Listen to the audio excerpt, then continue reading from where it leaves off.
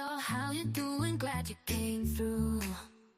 Welcome to the Sugar Love Show, where we have fun, fun, fun. Grab your friends and dance along. Join the party all night long. Get ready for a ride. Buckle up, hold tight. We're gonna ignite. Shake your body to the rhythm. Let the music take control.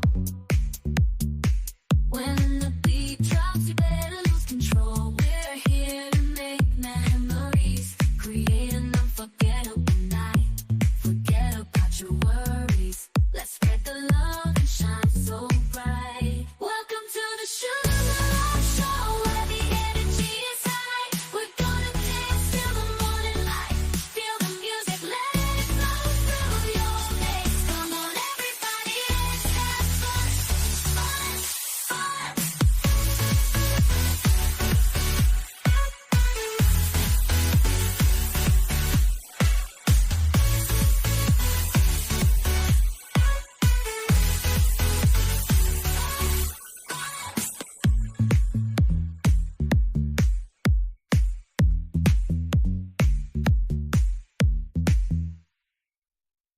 Hey y'all, how you doing? Glad you came through.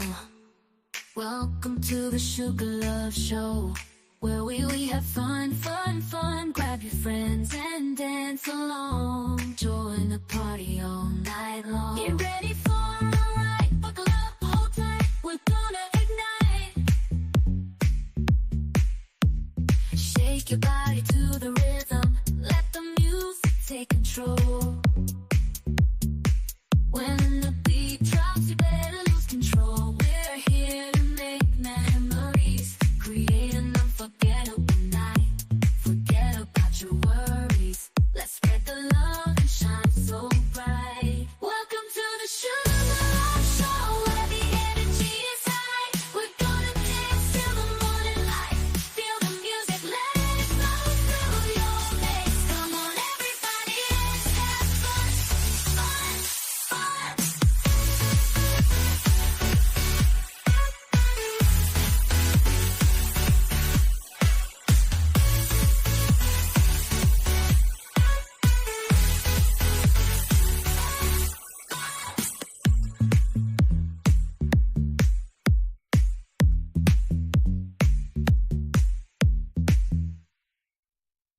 Hey y'all, how you doing? Glad you came through. Welcome to the Sugar Love Show, where we have fun, fun, fun. Grab your friends and dance along. Join the party all night long. Get ready for a ride. Buckle up, hold tight. We're gonna ignite. Shake your body to the rhythm. Let the music take control. When the beat drops, you better lose control. We're here to make memories, create an unforgettable night. Forget about your worries. Let's spread the love and shine so bright. Welcome to the Sugar Love Show, where the energy is high. We're gonna dance till the morning light. Feel the music, let it flow through your veins. Come on, everybody, let's have fun, fun, fun.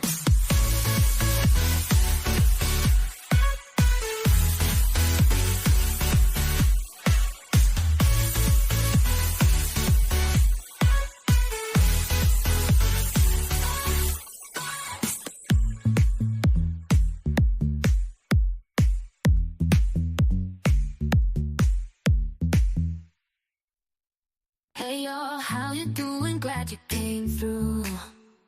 Welcome to the Sugar Love Show, where we have fun, fun, fun. Grab your friends and dance along. Join the party all night long. Get ready for a ride. Buckle up, hold tight. We're gonna ignite.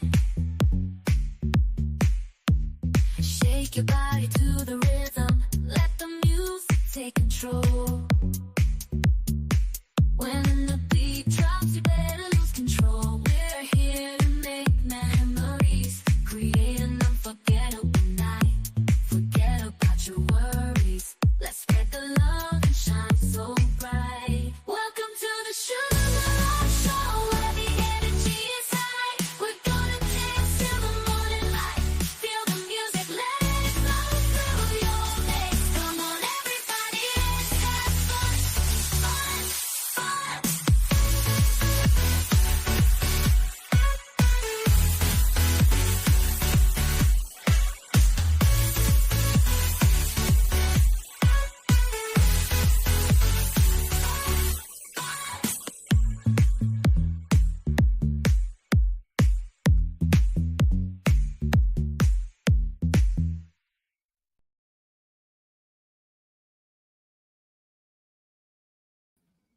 Hey y'all, we got a good show for you guys today, right?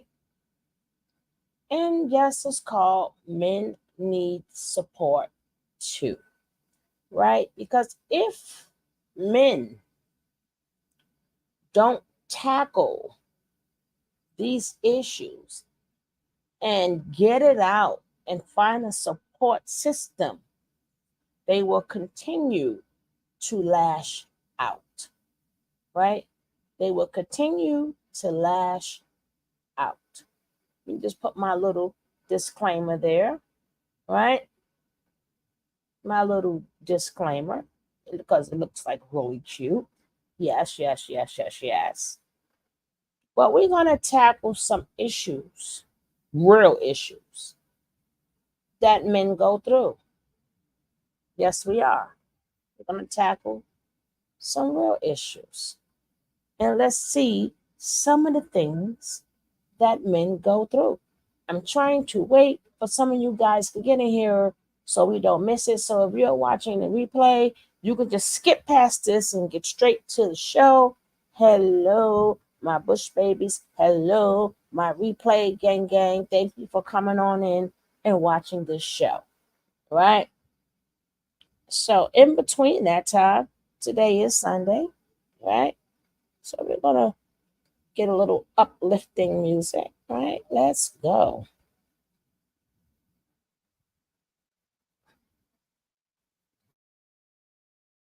Sitting in the darkness, feeling all alone. I can't find the strength to carry on, but I won't give in to this doubt and despair. I know deep inside that there's someone who cares.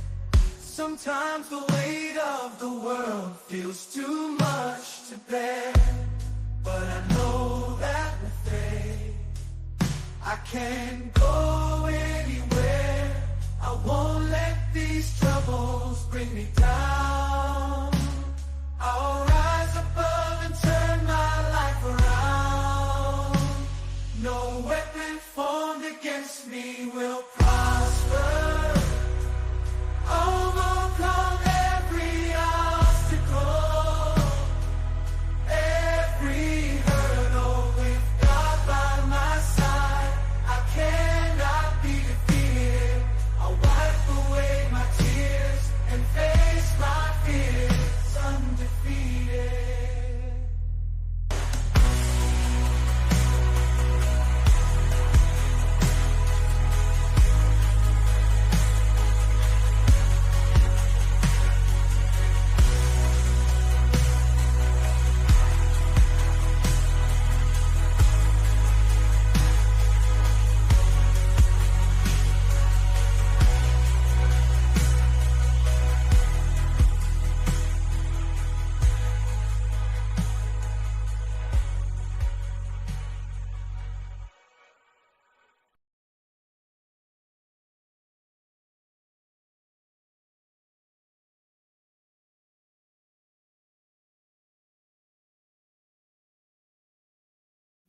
We are getting ready to start the show.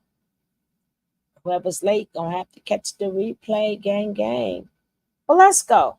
Right? I think this topic is very important. Hey, Lakeisha, you got it right in the nick of time. Oh, because if men themselves do not attack this problem, they will fight.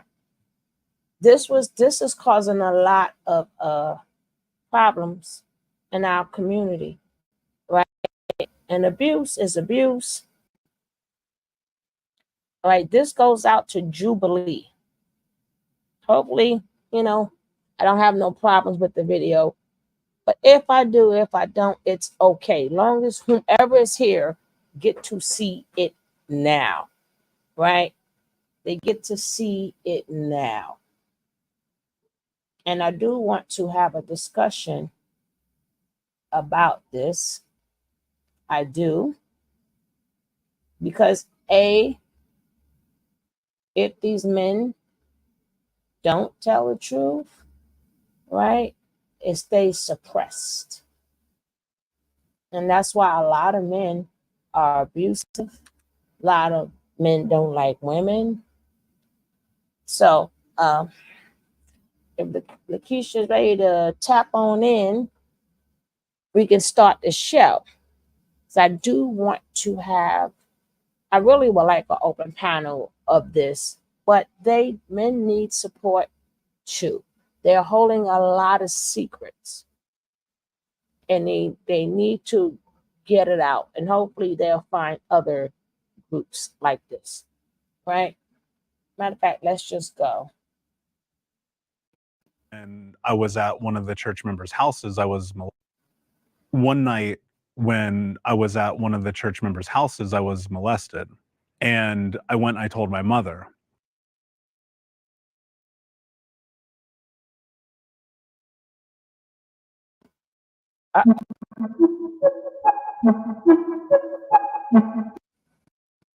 They're hitting you off with a commercial already. Hey, beautiful queen. Hey, beautiful queen. How are you? I am fine. Okay, here we go. She said to me, she's like, you can't ever tell anyone that this happened. This didn't happen. Don't talk about this. The thing that's really interesting about secrets, and the reason why I was willing to talk about this today, is because that secret ate me alive. Talk about this, it's me taking my power back just a little bit more. In partnership with Unlikely Collaborators, we've designed perception box questions for communities with common experiences aimed to broaden self-acceptance and deepen self-understanding. This group of men was all asked, do you ever feel like you have to apologize for aspects of your life? And if so, why? These are their answers.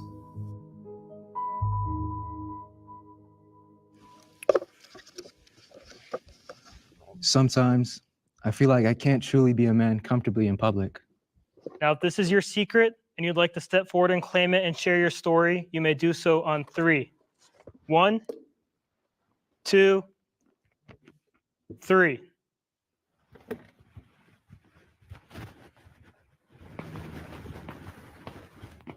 I came out as transgender when I was 14 years old, right after my father passed away. My dad was very abusive and very homophobic, so I never came out due to just being scared of what my life would be like.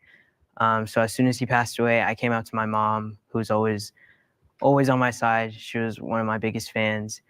And as I went through high school, I had a very on top of the world feeling. I loved what it felt like to be myself. It was the best thing that I had ever experienced. Now remember, this video was not about the ABCDED community. It's just about the secrets that men hold, right? And them secrets is what tears up the community because they act out, right? And we heard from the first guy, it happened to him at church. Remember, these are all different things, right? And this is why a lot of them, again, hate women. A lot of them abuse women. A lot of them are closet. And just like I showed in the other one, you have a lot of men. I think I'm going to show another one too, right? Where these men have kids. Just so, I mean, if you want to see, there's plenty of women out there that would have your baby. You ain't got to pretend. And we're in the age where you really don't have to pretend anymore, but it depends on your family circumstances, how you feel or whatever. So this is just one story out of many, right? Because there are injustices that are done to men also, right? But the thing is, when it's an injustice with women, to either or both act out, right? But women are ostracized, men are not. But if they might not be ostracized, but they be put in jail, right?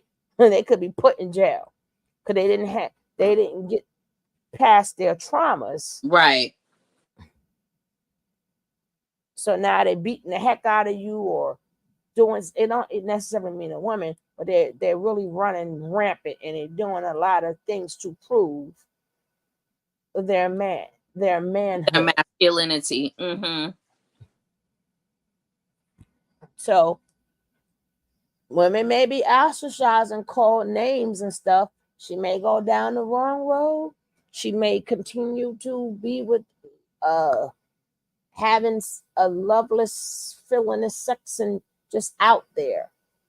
And we'll make videos and videos and videos about them. And then we make videos and videos about men who is that you will call ghetto or whatever or too abusive, but this would be their problem. Why is it like more shown of this, but they would tear down women? But sir, you need help too. Right. These are the same men, right, who will sit up there, oh, you got daddy issues. Or even joking with the man and saying you got mommy issues. No, he got another man issues that Yeah. violated him. Come on, sugar. If you got something to say, but then because they heard him first, I didn't want them to, don't No, stop. I'm saying You watch it. truth. You speaking truth. You're preaching today. All right, so I'm gonna let this continue because we gotta talk through the video anyway, right?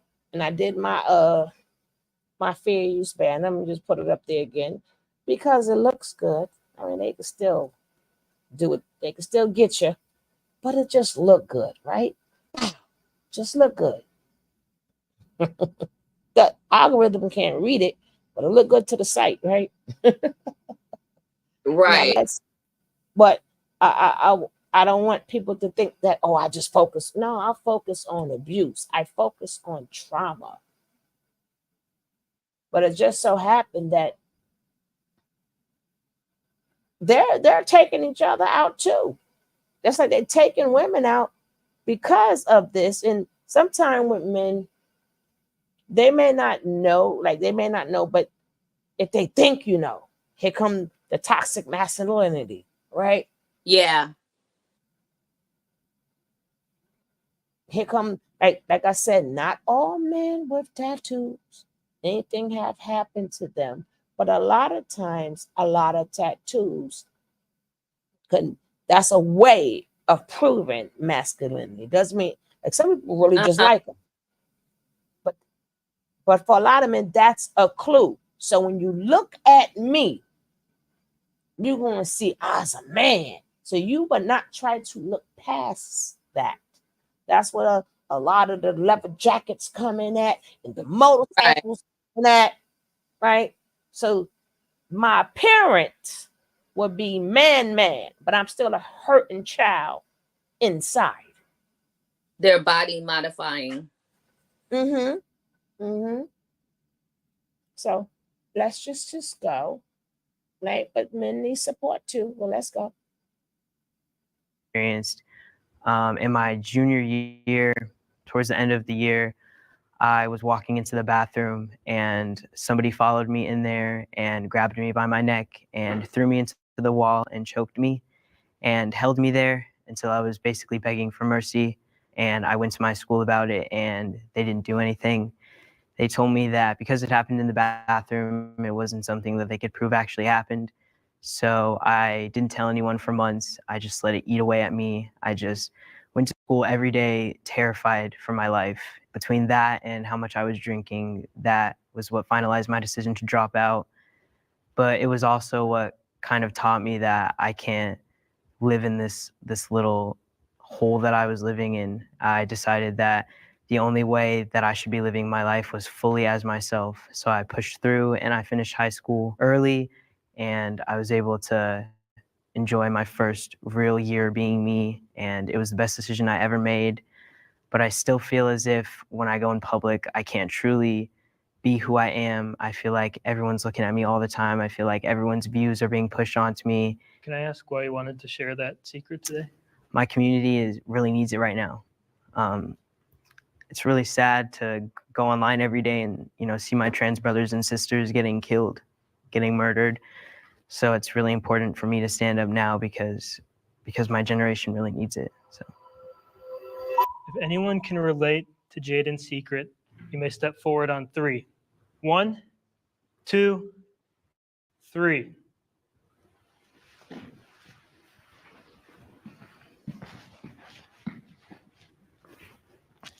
Hi. For me, I grew up in a very religious and almost like traditional household. I'm openly queer, and I feel like a lot of times, like especially like the way I dress, like I'm very more like flamboyant, more feminine look presenting. So I feel like a lot of my family members, they look down upon that. Just like from my past situations, like I've worn like full on pink from head to toe, like, and out and about, and I've had like other men like take pictures of me, laugh at me, like make fun of me. I even had like other like male like figures and even like kids like poke fun at me, being like, oh yeah, like why are you so gay, and like call me and stuff like that. And like, and the thing is, at that time I didn't really know what those words meant, so that's even kind of like even hits worse, knowing that like I don't even know what that means and you're just saying all these negative terms at me. So in addition to like why I'm standing here, I feel like I can openly share that with you because I feel like you've been able to open that kind of like safe space for me to share that. yeah, I'm really glad I was able to do that for you. Thank you. Thank you. I was arrested for attempted murder.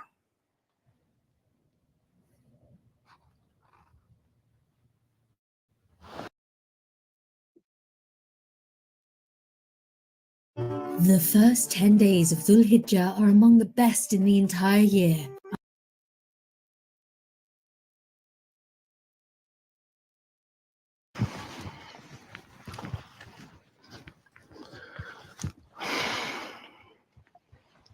I just got caught up in a nasty fight, and at the time I believed my best option was to kill him. I was afraid, and I was already wounded, so I decided to stab him to death. But I wasn't able to finish the job, thankfully. That was a miracle in itself. So I was sent to jail, and by the grace of God, I was released. That was a miracle in itself as well. But the real secret is, I used to be a person full of hatred and anger, and I'd be lying if I said that I didn't already have thoughts of killing him, and I had let my anger and resentment, get the best of me. People look at me and think like, oh, he's harmless. Like, he's not this big tough guy. He's not gonna hurt you. Really, I'm hiding these demons that I don't want you to see.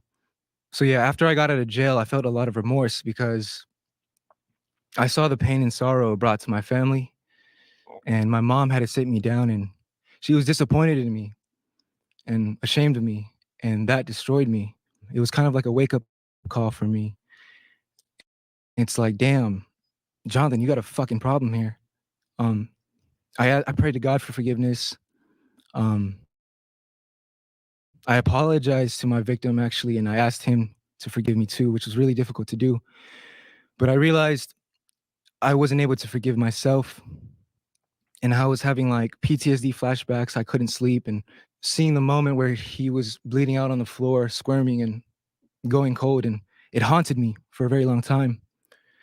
I had a really good therapist who taught me anger management, helped me through my trauma.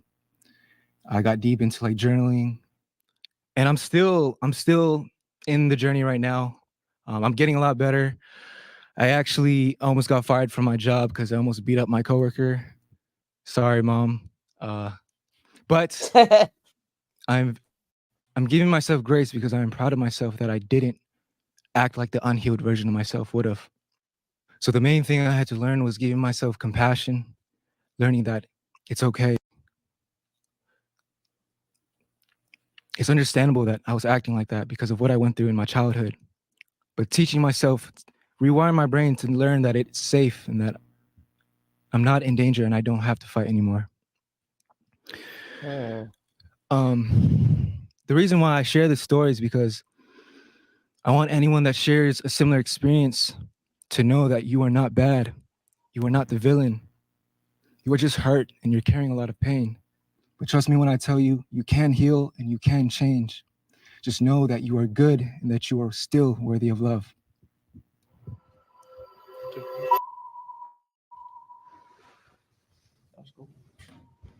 Now, to be clear, he still never mentioned what happened to him Right. in childhood, right? That will make somebody have anger issues, right? So that go to show you whatever happened to him, he still can't admit it, right? And again, they tell you all these alpha men, see these little guys like that gonna take you out, right?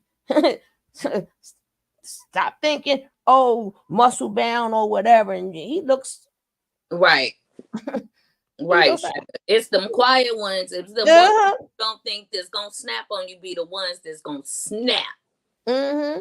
He look harmless, right? Oh, let me go pick on him. That go to show you what trauma does to people. Like you don't know who is a walking, ticking time bomb. That's why I am an advocate of leave people alone. Mm-hmm. Leave them alone. Stop thinking that you are the Billy badass in town, because you do not never know what somebody has been through. And somebody like him, whatever happened to him when he was young. So when he was poking that man, technically he wasn't seeing the man that he was poking. He was seeing the person, whoever abused him when he was young. And that is a lot of men issues, right? Sugar, I'm not so sure about that, only because he said he thought about doing it for a while to that person. So I'm thinking that was the abuser. Yeah. And he's just not getting too deep into it. Right. Yeah. But even if that, but it still is going to go with what I'm going to say. When you're young and you get abused, you feel so helpless, right? You feel so helpless, and especially for men, right? Just like if they seen mama get beat up, right? They pray every day. I can't wait till I get taller than this man. Oh, I can't wait till my voice change, right? And if that man is still physically could beat him, either A, he's going to do that, right? Or I'm going to take it out on other people. Right. But this is a stain when little boys feel helpless, right? When they are kids. So all this resentment. So again, he said, sorry, mom. When he said, my mom, I hurt my mom. So I'm getting the sense, I don't know, that maybe things happened to him mama didn't know, but he didn't have a bad growing up. But things still happen to him. Right. That he still have the respect for his mother. Because mama made him feel bad when he got arrested. And then he even said, sorry, mom. Right? But again, there needs to be more. I wish I could do more in real life, right? With men. I do it with the young fellas, right? I do it with the young fellas who I talk to all the time, right? And we already got a rule that whatever we stay in here stays in here, right? Hey, Angela, whatever stays in here, right? Because if they don't understand that, if this doesn't get fixed, either A, you're gonna be in heaven, hell, or jail, right? You're gonna Pick any three. Don't know which way you're going. Right. But you're going to destroy. Right? This man, you could tell he's a ticking bomb. You'll see him walk in. Hey, how you doing? Right? And then he already know what car is bumping. Right? He already know what he looks like. So that's even getting him more angry. Right? Right? I look soft. Right? So just in case you think I'm soft, I'm going to show you. Exactly. Right? Don't play with me. So I'm gonna have to let this play because somebody's car is beeping. So I want to mess up the whole video. So I'm gonna go on mute.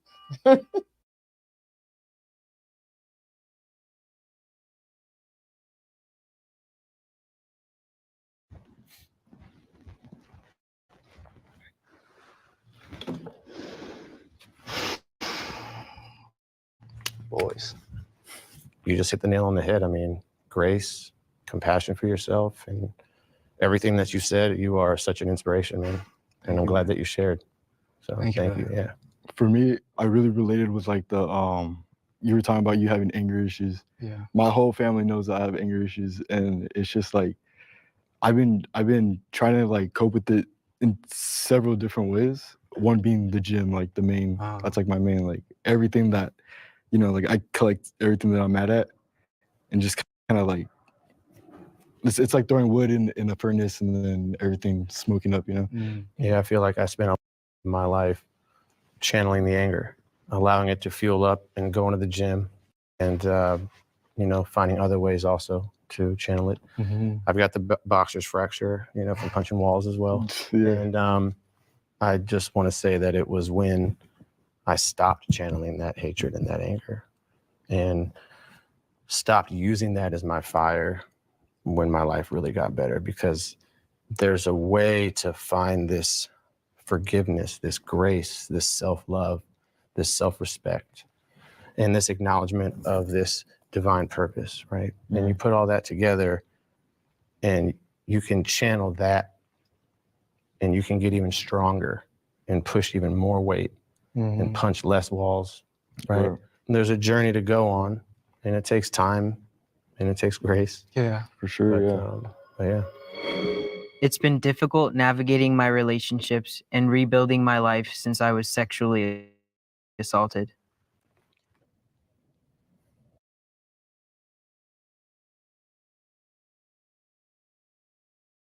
Oh, nobody didn't tell me to get off the mute, right? Now, can you imagine if men, especially black men, you know, some black men in there, they had more videos about healing, rather than talking about women all day? Because women have these type of talks, right? Not saying the men don't, but more women have these type of talks. They go to group, they go to therapy, and then when men, sometimes when they go to therapy, it's one-on-one, or it's if it's a group thing, that's because it's like Alcohol Anonymous or because of drugs, but it's not really getting to the root unless they fail to share it. Go ahead, sis. No, I was saying right. But I do know they do have group therapy. I don't know if it's just strictly for men. But I know when I was seeking out therapy earlier last year, I was doing group therapy. But that was for my me, you know, trying to stop smoking Zaza. But they did ask me, did I want to be in group therapy for, you know, just having regular therapy, but I already had a one-on-one therapist though. So like I said, I don't know if it's just for men and women or if it was mixed. Right, but I'm talking about just men. Right. We're going to talk about men today. But if they spent more time, just something like this, instead of deflecting it and trying to heal women, right? If they was there for each other more, especially black men, it don't even have to be televised.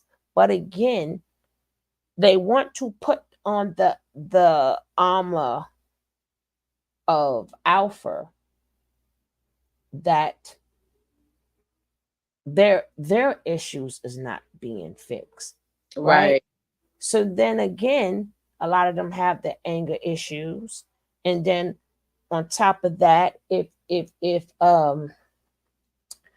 Jesus, because I'm gonna do another video right after this, but man, what is the words I was getting ready to say? I don't know what made me forget, but well, again, I can say that when my oldest son was in high school, I started seeking out therapy, and then I had him in therapy at school, and he was in therapy where I was doing therapy, and he was in a program, and they did this kind of stuff that these guys are doing right now. They did this kind of stuff, and sugar, it made a tremendous difference in my son. Yeah. And I will be forever grateful to that place because I prayed for my son because of the anger and the hurt that I knew he had that he wouldn't talk to me about. Mm-hmm. And I'm glad that, because he's had that kind of experience, now he knows how to work that out, and he can call his mentors, and he's 28 and he still has those mentors from that program, and he can call them and talk to them. Yeah, these are more talks that we should have, right? Especially men, because a lot, I mean, we're going to get to the next part, because I was going to say it, but it doesn't matter because I'm going to let them speak it, right? Now let's go.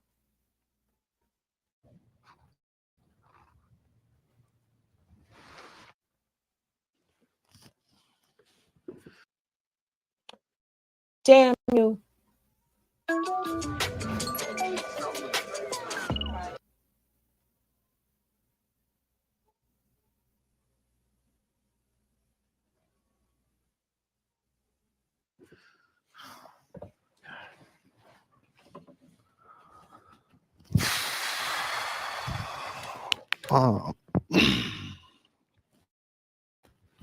So about 2 years ago, I was a valet driver, and one of the coworkers had asked if I wanted to hang out. I'd blown him off a couple times.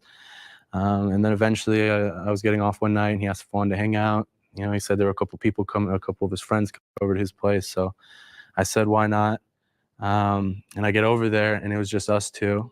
And so I thought, this is a little strange. He said that his friends ended up bailing. So I said, okay, I'll leave here in like an hour or two. He had given me a drink. We'd started drinking a little bit, and I was probably only about a beer or two in. And I just started feeling just completely drunk, as if I drank like 5 or 6 or 10 beers, just completely intoxicated. The last thing I remember was just passing out. And then I wake up, and it was 13 hours later. I was in the hospital bed. I was pretty confused. Nurse comes up and she says, hey, just wait 1 minute. So they were checking me out. They were getting me out there, and I just start remembering back, and I get bits and pieces of just, like just little moments of, just while I'm sleeping, just getting touched or getting grabbed and stuff like that. And so it just started rushing back to me, and, just looking at the nurse and saying, hey, I'll just say, I think I got raped. And so, she kind of like laughed it off, said, no, you just had too much to drink last night, because I guess I'd been there for so many hours. So I get checked out. I go outside. I remember calling my mom. I just remember telling her that just, hey, Ma, I think I had gotten raped last night. And I remember her initial response was that she laughed and said, no, there's no way that happened. I don't know if that's the exact word she said, but it was something along those lines. And I just remember just instantly blowing up, and I started yelling in the phone. I was yelling out front of the hospital. As the day kept progressing, I just kept remembering more and more of what had happened. I talked to a couple mental health experts. I talked to a couple police officers. But ultimately, they just sent me on my way and told me that they would just get somebody to investigate it. And I felt pretty alone after that. I felt pretty isolated. I just didn't feel adequate. I didn't feel as if I was a person. It's definitely it's been a long 2 years, and I've lost a couple friends because of it. My best friend I haven't talked to in over a year and a half. And I mean, truth be told, that's just because the guy that did that to me, he was gay, and I had trusted him in that aspect, and my best friend was gay. And so it kind of carried over into that of, oh, I can trust you, you know, like my best friend, you know, I've been able to trust him. I've been able to like sleep in the same room as him, live in the same room as him. It's sad not having him, not having you in my life, buddy, but I feel like the walls that I have built up right now protected me for a little bit there, but I'm trying to work on breaking them down. And for a long time, I had hate and just a pure hatred in my heart. You know, I just have to get through that. It's just something that you have to get past and that you have to grow with. You know, it's not going to leave me. Yeah.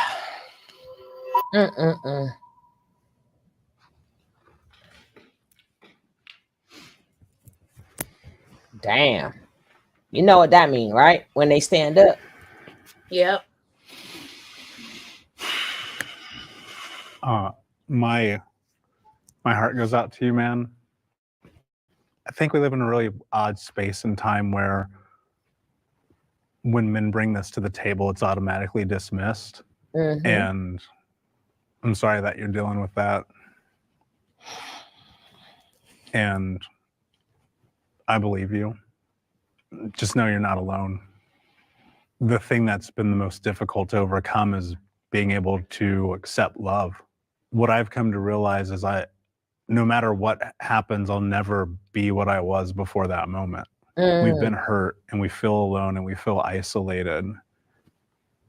You got to see you're not. You know, and that to me has been the greatest sense of hope. You're brave as fuck for sharing that, man. I'm sorry you had that experience, but you're not alone. My sophomore and my junior year, I was molested, raped, and sexually assaulted by 4 of my very close friends at separate times. It was a really experience for me. It was very isolating. I had just come out, so I didn't really have like a ton of friends. My girlfriend and my best friend, they really saved my life. And my best friend Christian, he really redefined what it's like to be a man.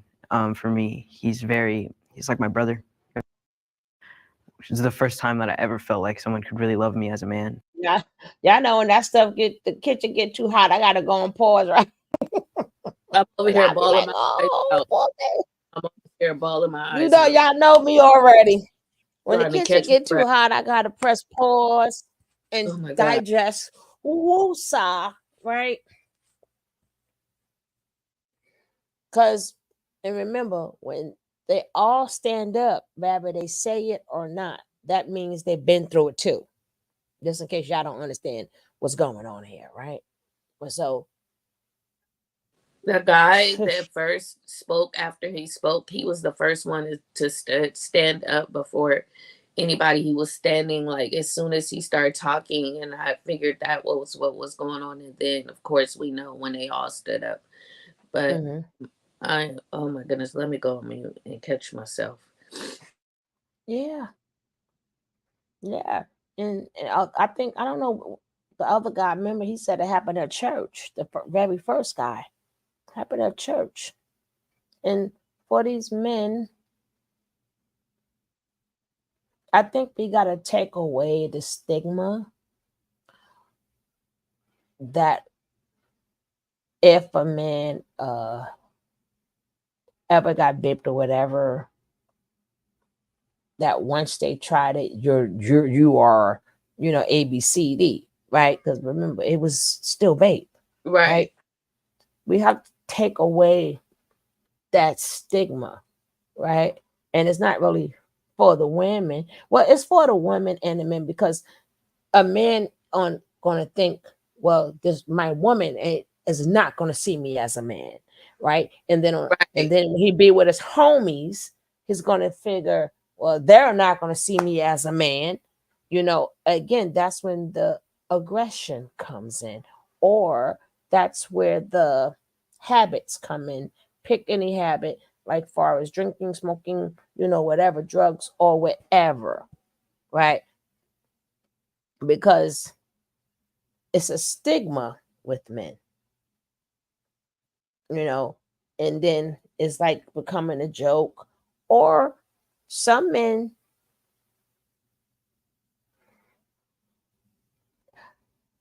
like I said, it's a stigma, but some men, they don't like it. They're not A, B, C, D, E. I don't know if y'all understanding what I'm saying, but they still go to men. Right. And you would see it as, oh, but that means they're A, B. No, it doesn't. It's just something about that violation, right?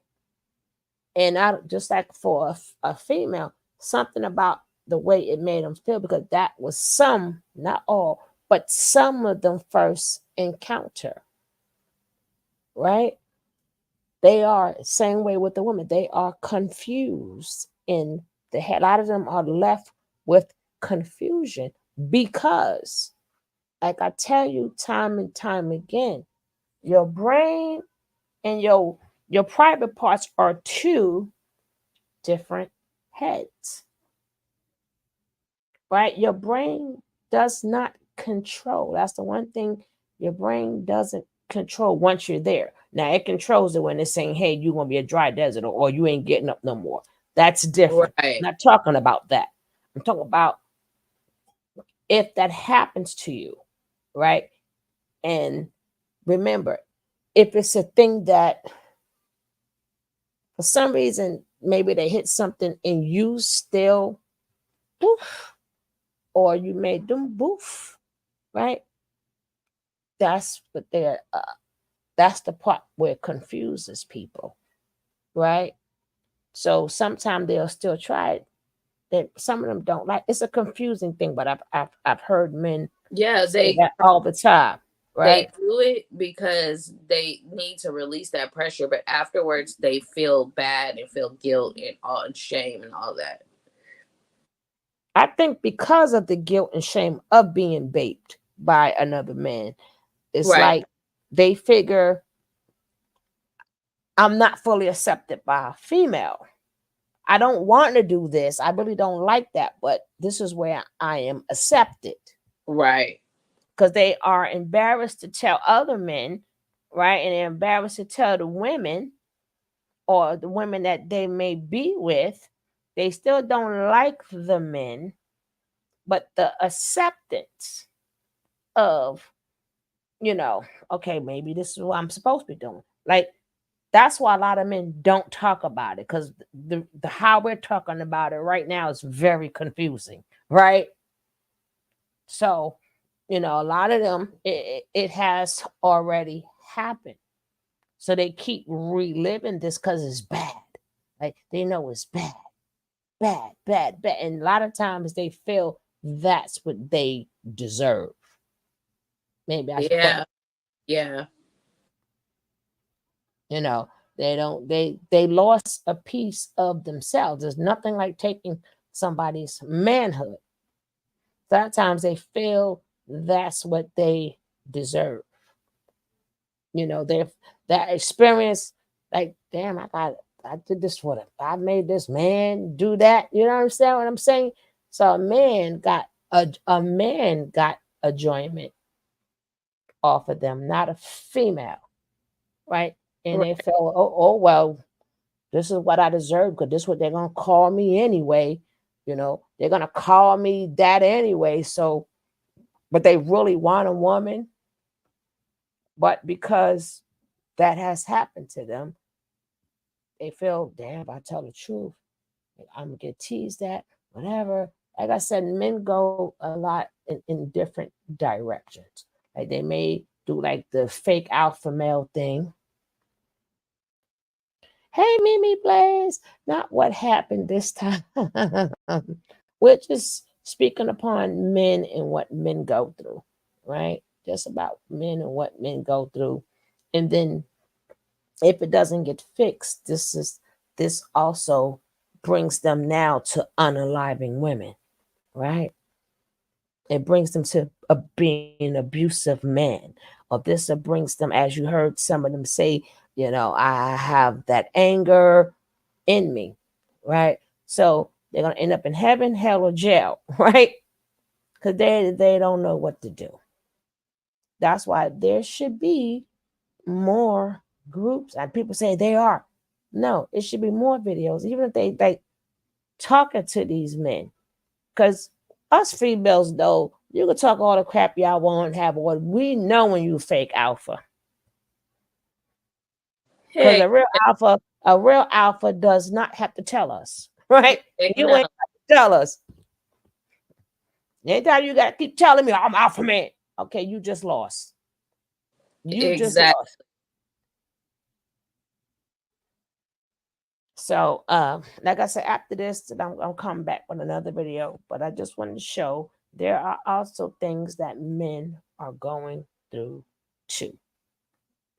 The fake alphas, yes, we could tell, because alpha means top dog, right? And all of y'all men can't be top dog. All of y'all. I mean, that's why they like to dominate the house. They like to dominate the woman. Come on, all of y'all be together, and y'all all in the room with each Right. other. We're gonna see who the alpha is. Only one could be alpha. We're gonna see. We're gonna be seeing who is listening to who, right? Who is the chump, and who is really in charge.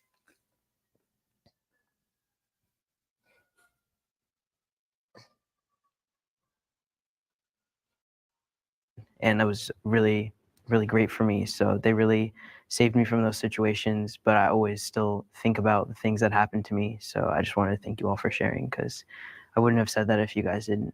So thank you. You're welcome. Thank you, Zach. Thanks, man. You guys are brave. Thanks.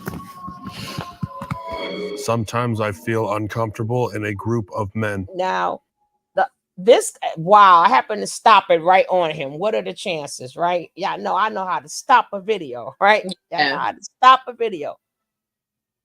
This guy, without saying, because he couldn't say it. He couldn't say it. Remember? I don't know. Well, we seen it, but people just coming in didn't see it. And he was so enraged, he tried to take that man out, but he didn't say what happened. Right.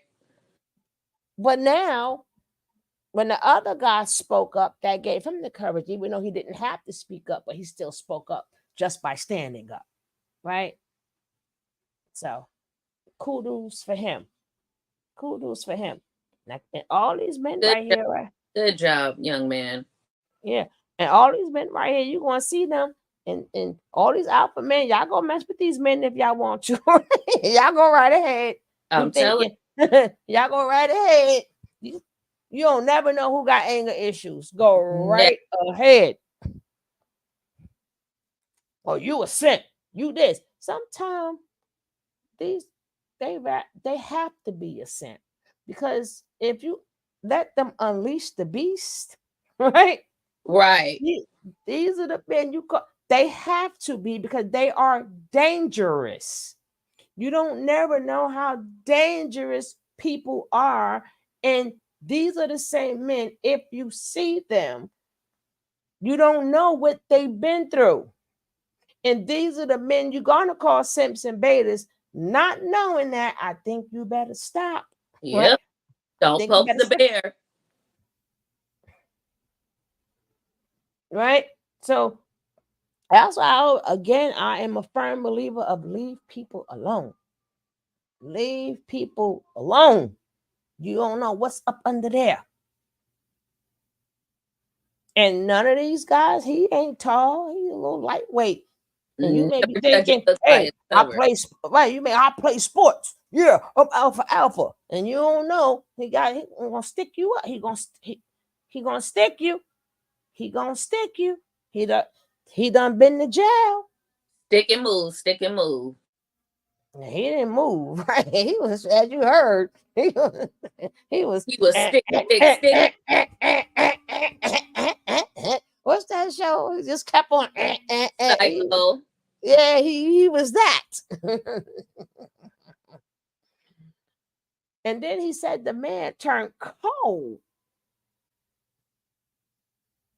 And he said that's a miracle in He his said by the in grace itself. of his shit. Yeah. He said it was a miracle that he couldn't finish.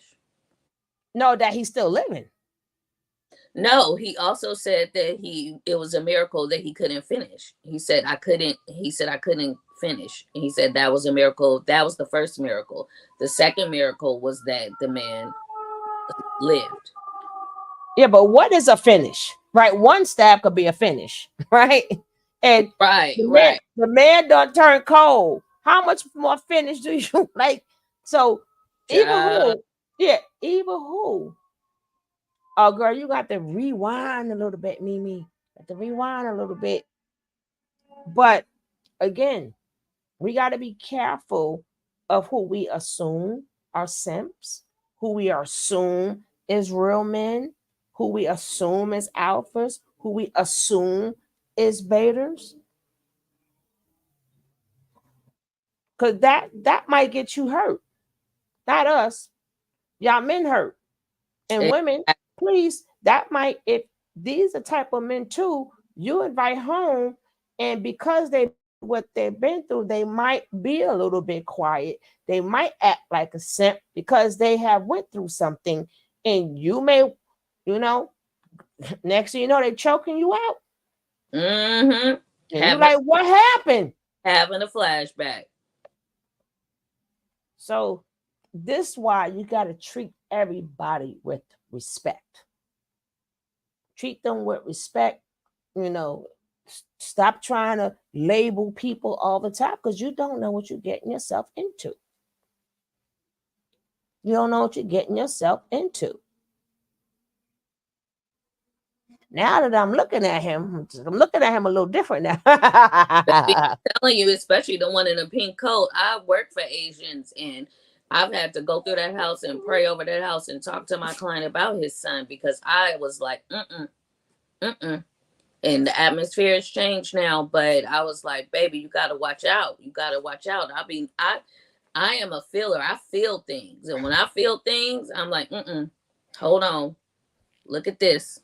Pay attention, please. Okay, let's get. They betting. As soon as I cut it off, they bet I go no damn commercial. Well, let's go.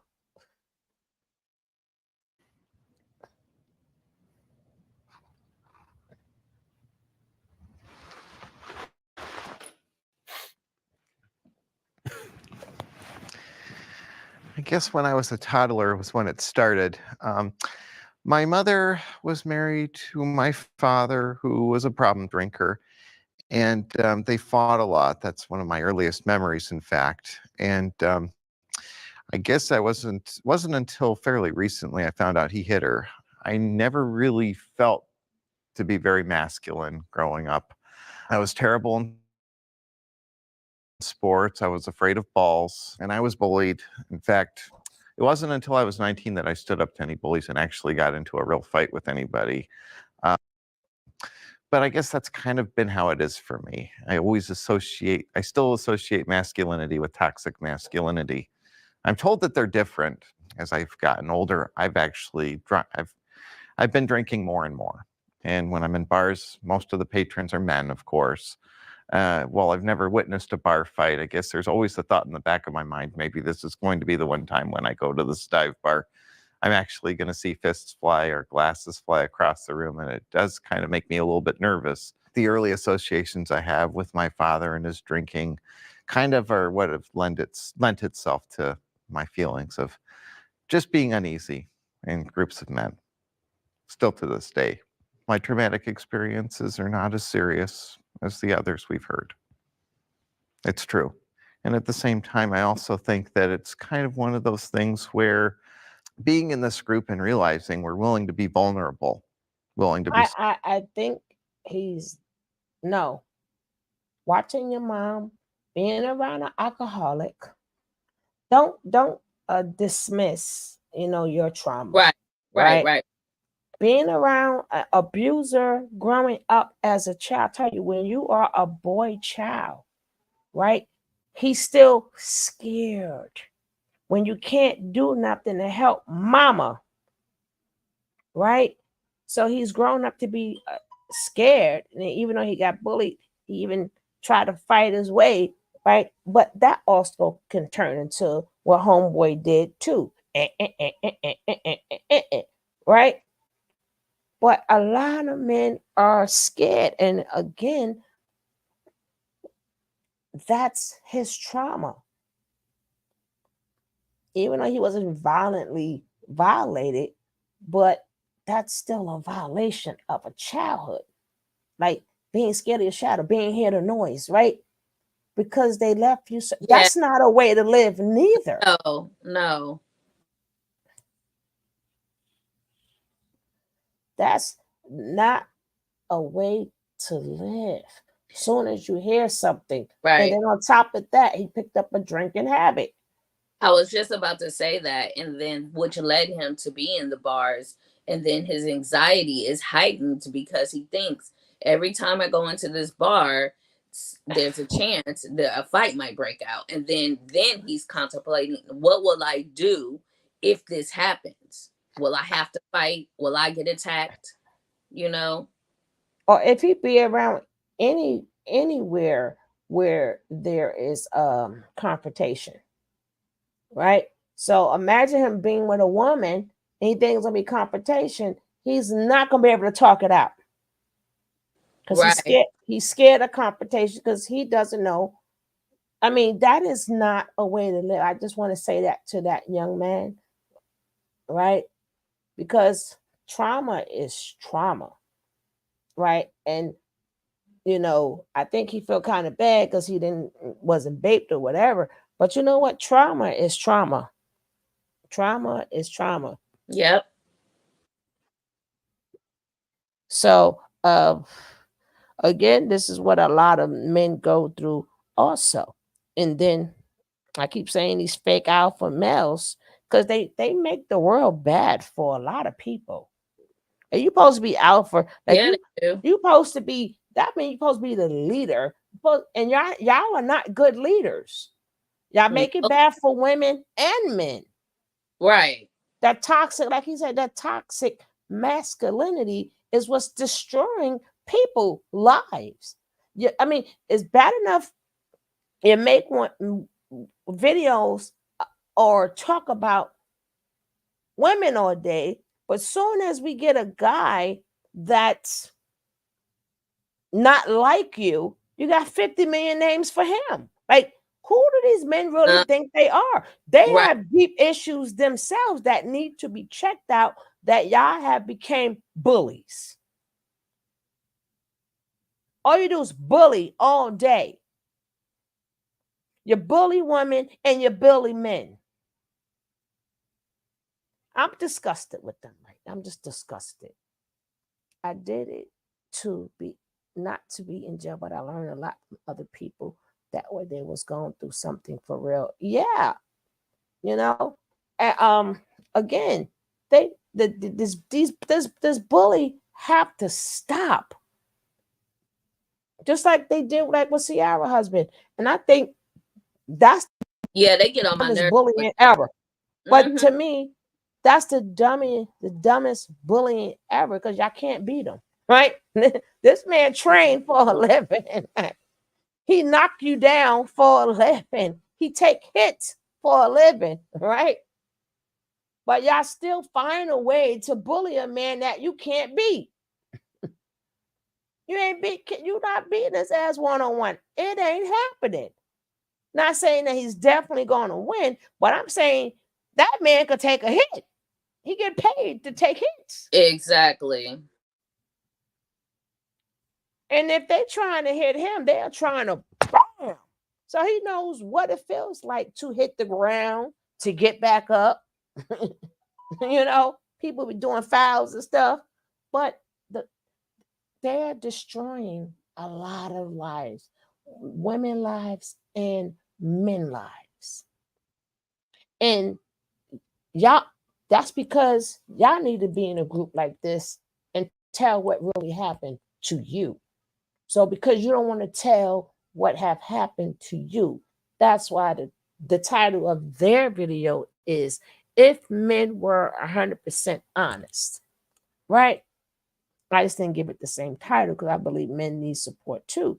But the title of this is If Men Were 100% Honest, which they are not.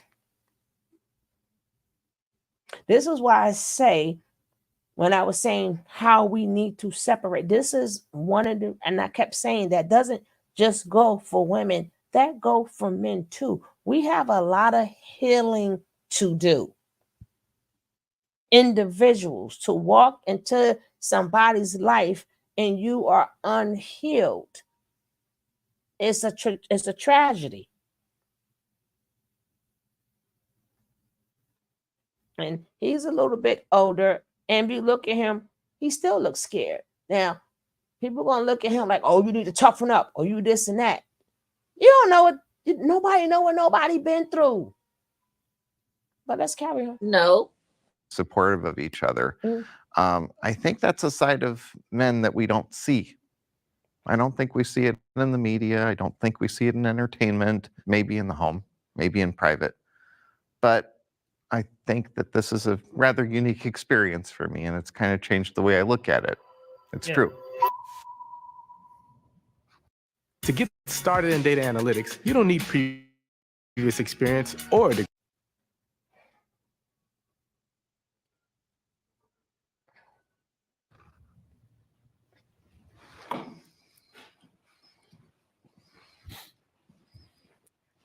Okay. I was raised by women, Mhm. and my stepdad was just this monster of abusive man.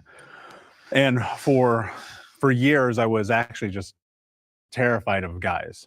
Like, and I'm a big guy, like, generally speaking. Now remember, this is the same man, if y'all would have heard in the beginning, his thing happened to him at church, right?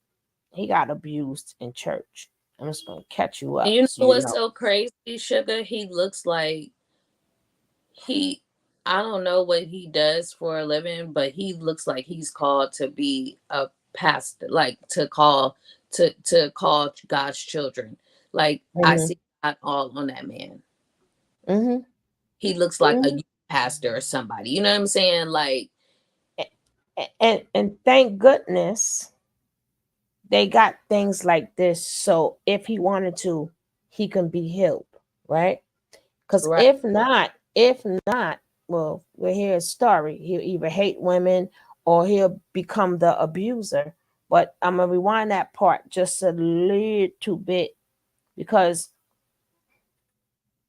men has terrorized men for so long, right? These men these unhealed men, or these narcissistic sociopathic men has made it bad for society. Yes. So we need to take this time, right?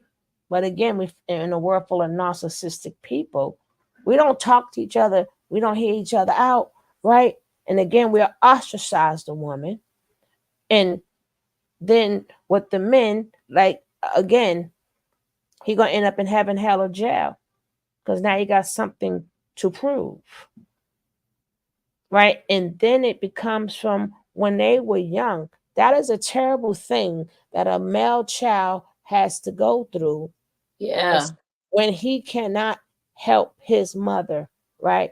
That is the most, don't get me wrong, women feel the same way, but the difference is this is testosterone speaking, right? And the testosterone is speaking, so you see the bigger testosterone, and it's like, what do I do? Like, I've seen like little boys try to help their mothers, and they so small they get knocked down, right? And then they abuse these little boys in a drunken rage, or it could be their father or their man's boyfriend, and it's nothing. What hurts them the most is seeing mommy laid out on that floor crying and bleeding and can't do Yeah. nothing. That hurts them worse than if that man beat them or if the man abused them. What hurts them the most is looking at their mama on the floor, crying, bleeding, and then saying, I'm all right. I'm all right. It's going to be okay. And then it happens again Right. and again.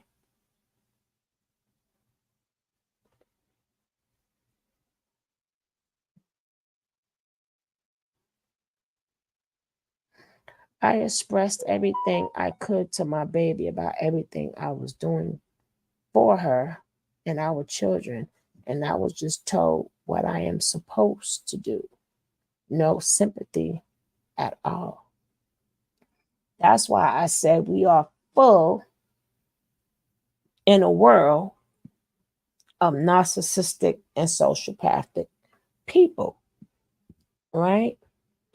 And then sometimes you may not be, not you, Mimi, but you may not be a narcissistic person, but you could be hurting, right?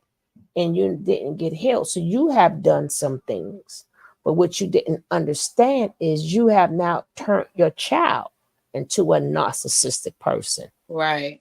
So when you get healed, they have detached and now they have became narcissistic. So sometimes you have a lot of parents that they're not narcissistic, but once they get their lives together, they didn't realize they turned their child to be a narcissistic or sociopath. And you'll be forever trying to make it up with them, but they turned out that they're narcissistic now, right? Because you were never, you just had problems or issues. But you didn't realize whatever you did to them, they have now separated. Yeah. So some of them, you're not going to get no sympathy because they have now became narcissistic and they have no feelings or emotions. They have tuned them out.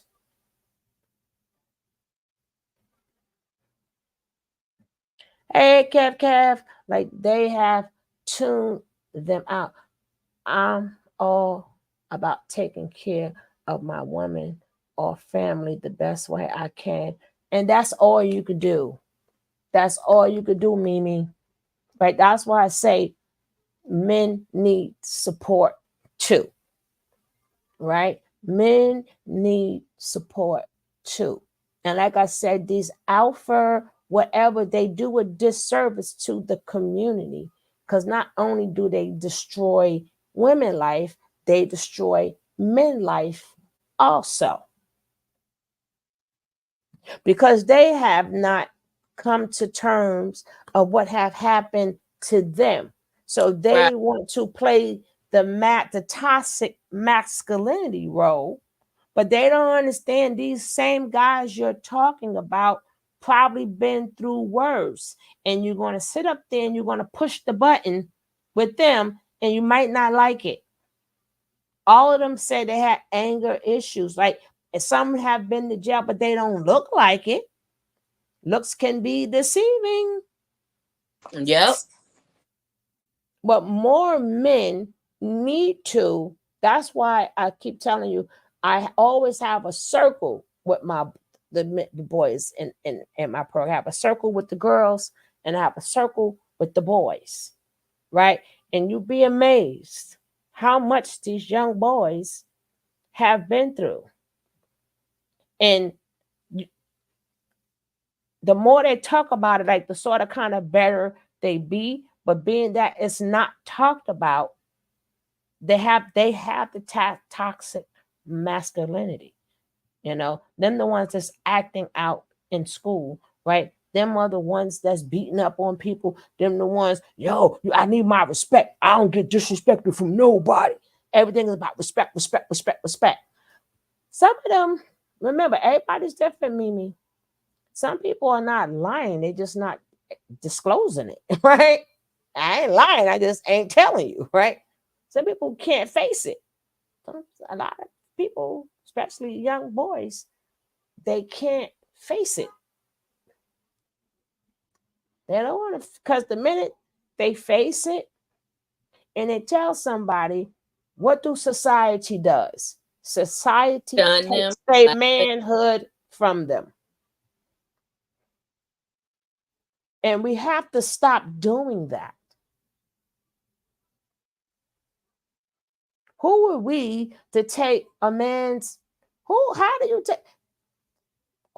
how do you take somebody's manhood? Like, what is defined as masculinity? But this is not even about masculinity anyway. This is about trauma. Sugar. You see how that young man that got assaulted by his coworker, when he called his mom, and his mom just like shunned it off and didn't really like think it was that deep. And yeah, that, like that broke him. Yeah, that broke him. The very person that you would think that out of everybody that would believe you didn't. And it's a shame when mothers do that, period. I even been watching some of these. I don't know if they were spoofs or not spoofs, right? And then you had one, and both times the man creeped out, and one I saw, he creeped out with the daughter, got her knocked up. And then the other one, he creeped out with who? And both of them defended the man. I'm like, what's wrong with y'all people, right? But my mom taught, right? Some people, it depended on, what happened to you and the type of violation and what age was the violation. Right? Because some, when they can't get back at that person, that creates anger. Now I'm older. Where are you? Right? Okay, now I don't see you no more. Right. Everybody got to get this. Everybody got to feel what I feel.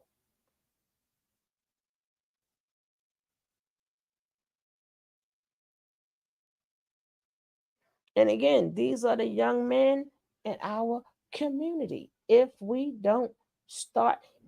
don't start getting the help that they need, like I said, they end up in heaven, hell, or jail. And these fake alpha men make life even more harder for them, right? Because they're minding their business, and look how you will see like the other one dressed or whatever. Oh, he's a simp, right? Oh, he's a this. Oh, he's a that. Now you're gonna send that boy back to jail, right? Right. I'm a what, right? And that people have enough stuff on a plate, and we as people make it worse, right? And I believe that trauma is trauma, toxicity is toxicity, and it does do something to the brain.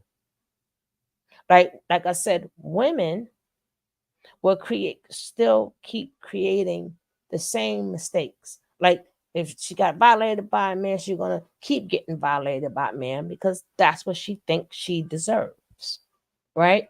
That's what she thinks she deserves because they told her she deserves it. Right. So that's why I'm not so quick to say, okay, this one's stupid. This one, no. This has been in their heads, right? This is in their head. You deserve it. And they feel I'm not worth nothing. This is what I deserve. Same thing goes with the men, right? The point of you being a man, and the man just got satisfied on you. Like you never thought in a million years, I'm not supposed to satisfy a man. I'm supposed to satisfy a woman. Has done got, and then they couldn't fight. Can you imagine? Which I don't want to never imagine being a man, and especially where it has to go, and you don't have enough strength to get them up off of you to the point that you done got ripped and everything, and Right. you can't push them off. It ain't like it slid right in, if you know what I mean. I'm trying to speak the best Right. way I can speak. Can you imagine what that does to a man's psyche? Can you imagine what that does to a man's psyche? That regardless of how much I moved, I could not move enough for that to take place. This person was stronger than me and was able to bust me wide open.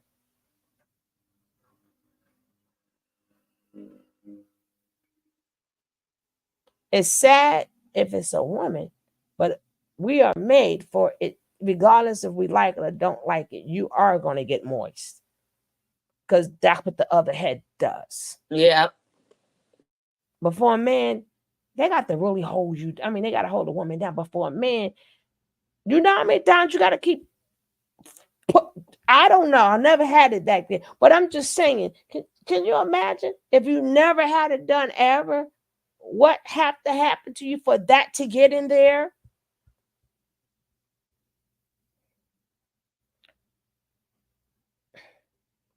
And then to have them be satisfied off of your pain. Right.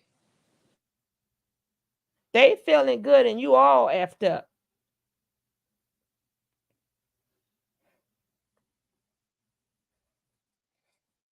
I'm always me, but they changed me. Now don't forget, Mimi Blaze, if you want to come up and talk, you're more than welcome.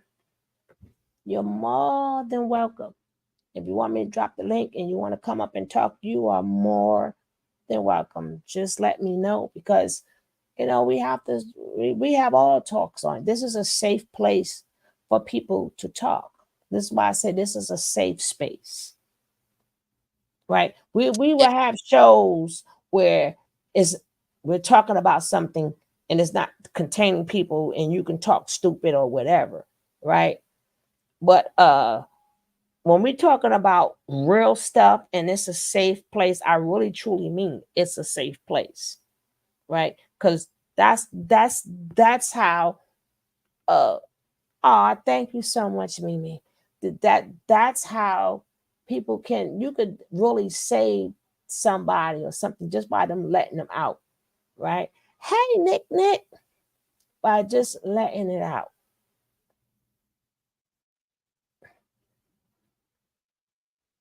And even if you don't want to come up, just the point of you being in the chat and you're speaking in the chat, you're still letting it out. And we appreciate you. We appreciate you and appreciate your honesty. But the chat is a safe place. The panel is a safe place. There is no judgment here.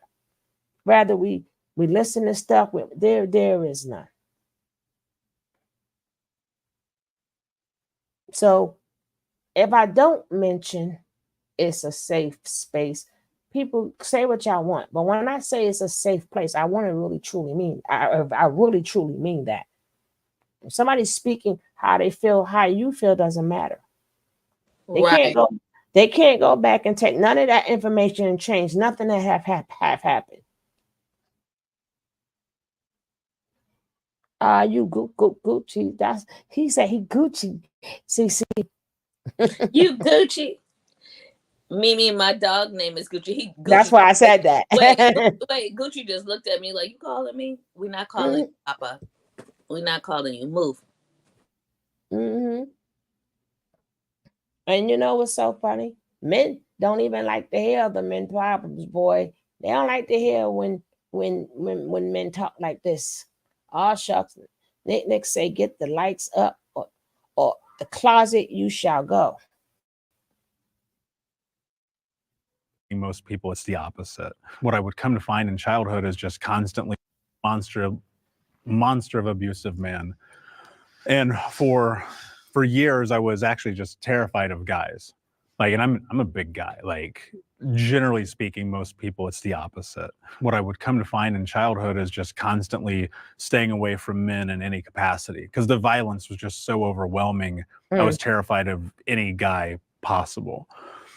And that turned into just a tremendous amount of violence from my own hands. What's really interesting is once upon a time, it was just pure terror of the idea of being seen in this space in any capacity. And now it gets to be freedom because what I've come to realize is just all having a communal experience. Like our definitions of masculinity are all different. I don't know that one is right or wrong, but ultimately it's like you've got to take inventory of your life. And when I started doing that, it got a lot easier to stand in spaces like this. Right.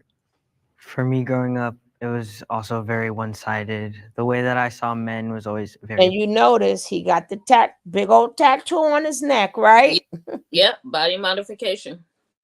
You see, he got the tattoo there. And I tell you, the ones who got abused now become abusers. And this poor little one, he done been through everything. God damn, somebody, if y'all ever see this little one right here, give him a hug. He done stood up for everything, right? Give him a. If I ever see this young man, you're gonna get the biggest hug ever. He done stood up for everything. Give this man a hug. Like give him a hug. All right. But a guy like this too, this one right here, if you see where the arrow is at, I think what you said is like absolutely like true. Because now he's able to he could relate to whatever. I mean, I don't know what he does in life, but knowing him, he likes to gym or whatever, because he still has to prove his masculinity.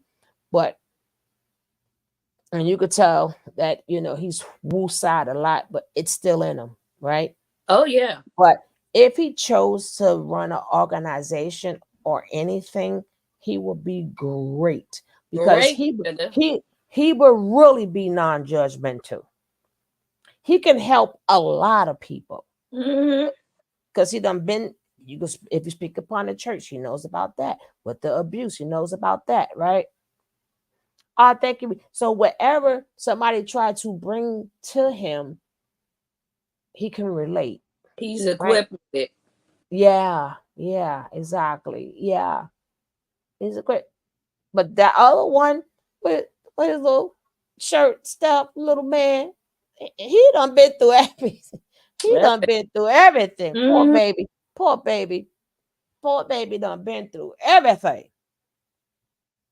What didn't he stand up for, right? Poor baby. Violent, and the way that I saw women was the exact opposite.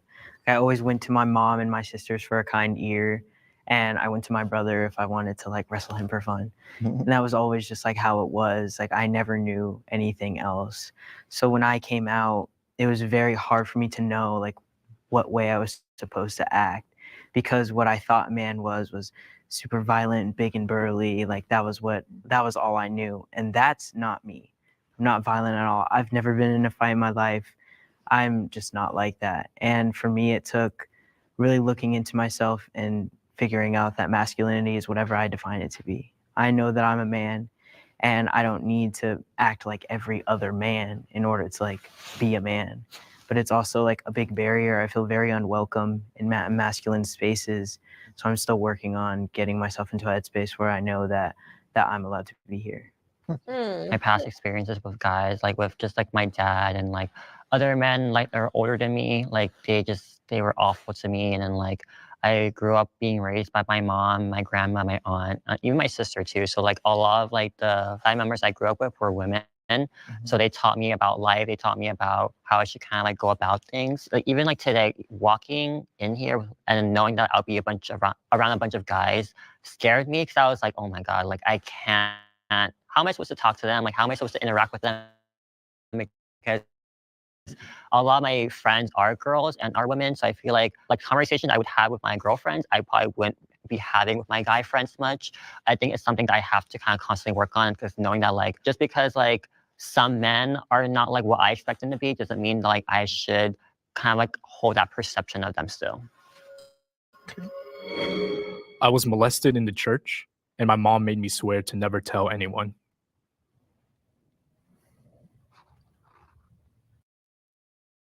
Damn these commercials. Join us on June 13th. Because the game's changed. Damn these commercials.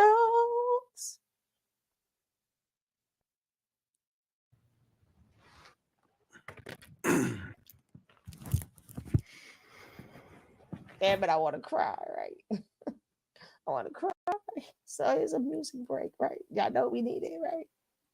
Y'all know we need it. And today's Sundays. I'm gonna play our Sunday song again. Okay. Yes, because we need Let's to go. pour into him right now. Sitting in the darkness, feeling all alone. I can't find the strength to carry on, but I won't give in to this doubt and despair. I know deep inside that there's someone who cares. Sometimes the weight of the world feels too much to bear, but I know that with faith I can go anywhere. I won't let these troubles bring me down. I'll rise above and turn my life around. No weapon formed against me will prosper. Overcome every obstacle, every hurdle with God by my side. I cannot be defeated. I'll wipe away my tears and face my fears undefeated.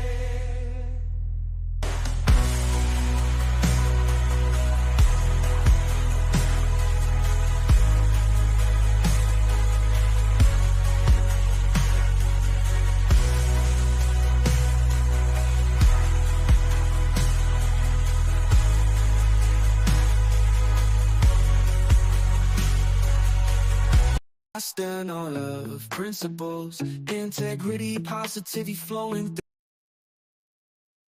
Life is a journey, stumble and fall. No matter how big or small, they seem your setbacks, but it's about to come back. Feels like the end, but it's just the jump start. Tough times may knock you down, that's a fact, but you rise like a phoenix from the ashes, back on track. Never give up, keep pushing through the pain. You're stronger than you know. Break the chains. This is the comeback.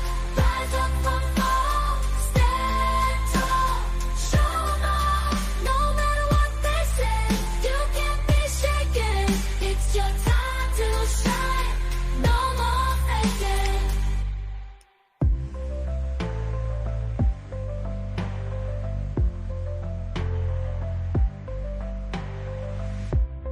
No more faking.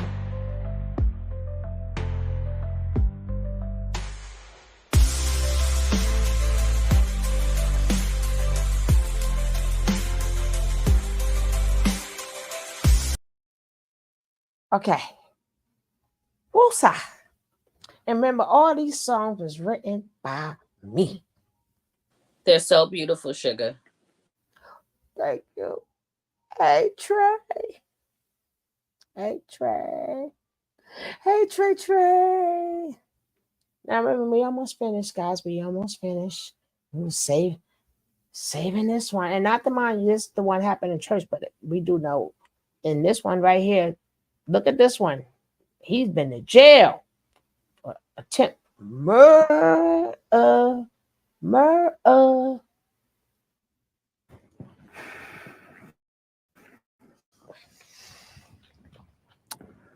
We grew up in the Mormon church, which is like super weird because we also grew up in the hood and we were in poverty. And so like you look back at that and it's like this very strange experience. My mother and her drug addiction and my stepfather being absent kind of led us to wherever. And one night when I was at one of the church members' houses, I was molested. And I thought that when that happened, it was normal because I See? didn't know. I mean, because I was a child. See? And, you know, when you're in like, I don't know, 4th grade or something, you kind of do one of those very first like good touch, bad touch classes. And I was like, oh shit, this wasn't actually good. And I went. See, that's what I was saying. When you Yeah. are young, you're confused. Because how your introduction into it, right? The introduction to it, and when you know you don't know it's bad.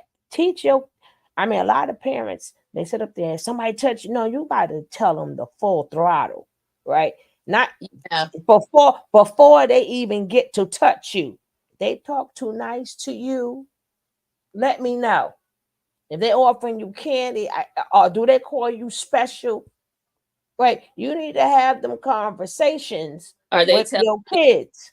Don't tell your parents. No, this is even before that. This is before that. Remember, they have to groom you first. Mhm. So if your kids go out, ask them about the conversations. Like, why do you like that coat so much? Like, why do you like that friend so much? Right? This is, we got to catch it. Be proactive, not reactive. Because if somebody touch you, that means they have been touched already. So they violated. You want to get them before that. So, you know, to keep your kid away, right? You don't have to prove it because you ain't did nothing, but you're going to stay away from mine, right? Get the conversation going, right? Y'all know all majority of us ask your kids the key word. Did they ever call you special? How they say you the best guy or the best girl? Do they treat you better than the others? Do they give you special favors? Right? You got to ask, because if you around kids, I treat all of them the same. Right. One time I called one of the kids. I said, I don't know if I said, you know, you're my favorite, right? Do you know I said that too loud? And every kid said, I thought I was your favorite. I thought I was your favorite. But I did that. I do that purposely. So they all know you are all the same. Right. Right. So the point that all of them said that can't one say, well, she never said that. No, all of y'all. And all of y'all special. Because y'all all my babies when y'all with me. Right? All of y'all special. So again, if you have to have, when they go out, when the kids are still smiling and they enjoying them, you got to still just, he bought you what? Did he buy the other kids that? What did he say when he bought you that? Right? Was it just y'all two? Was y'all sitting close to one another? Was it in the car? Right? You know, you don't have to say what a kid would catch on or not, depending on the age of the child, but regardless of the age, they are still going to say the key word. Mm-hmm. Always question your kids, your grandkids. Always, I don't care if some people think you intruding or whatever. Them simple words can save a child's life from being violated. Yeah, save their innocence. Right? Because we've been taught to say, if they touch you, no, that's the kid. For you, when we say that, that means they have been touched already. So they're violated. So now you got to be you want to be proactive, not reactive. Now you got to be reactive. Be proactive. Keep a communication, or sometimes if the kids don't speak, but they're always speaking upon this one person, that will give you a clue too. They always want to be around, especially little boys. especially little boys. For some reason, guys or men, they usually get the little girls a little bit earlier, right? Because for some reason, a girl has this don't feel right, even though boys, Mm-hmm. they testosterone is all around. So all they know is when they little ping, even though they might feel it's wrong, but a girl, like, they feel like it's not, they're shocked right at the moment you touch them. They're shocked. Why they're shocked. But little boys is not shocked until they get violated. Little girls are shocked. They don't know what's happening to them, and they feel more violent. But little boys, that even he's explaining, he's a man, right? And I heard other men who have said that too, right? It wasn't, they had no idea, right? And then it's like, and then being that they didn't have the reaction like a little girl have, again, society decides to say, hey, we're going to take your manhood from you, not knowing that these were kids. These were kids who was violated. They still have their manhood.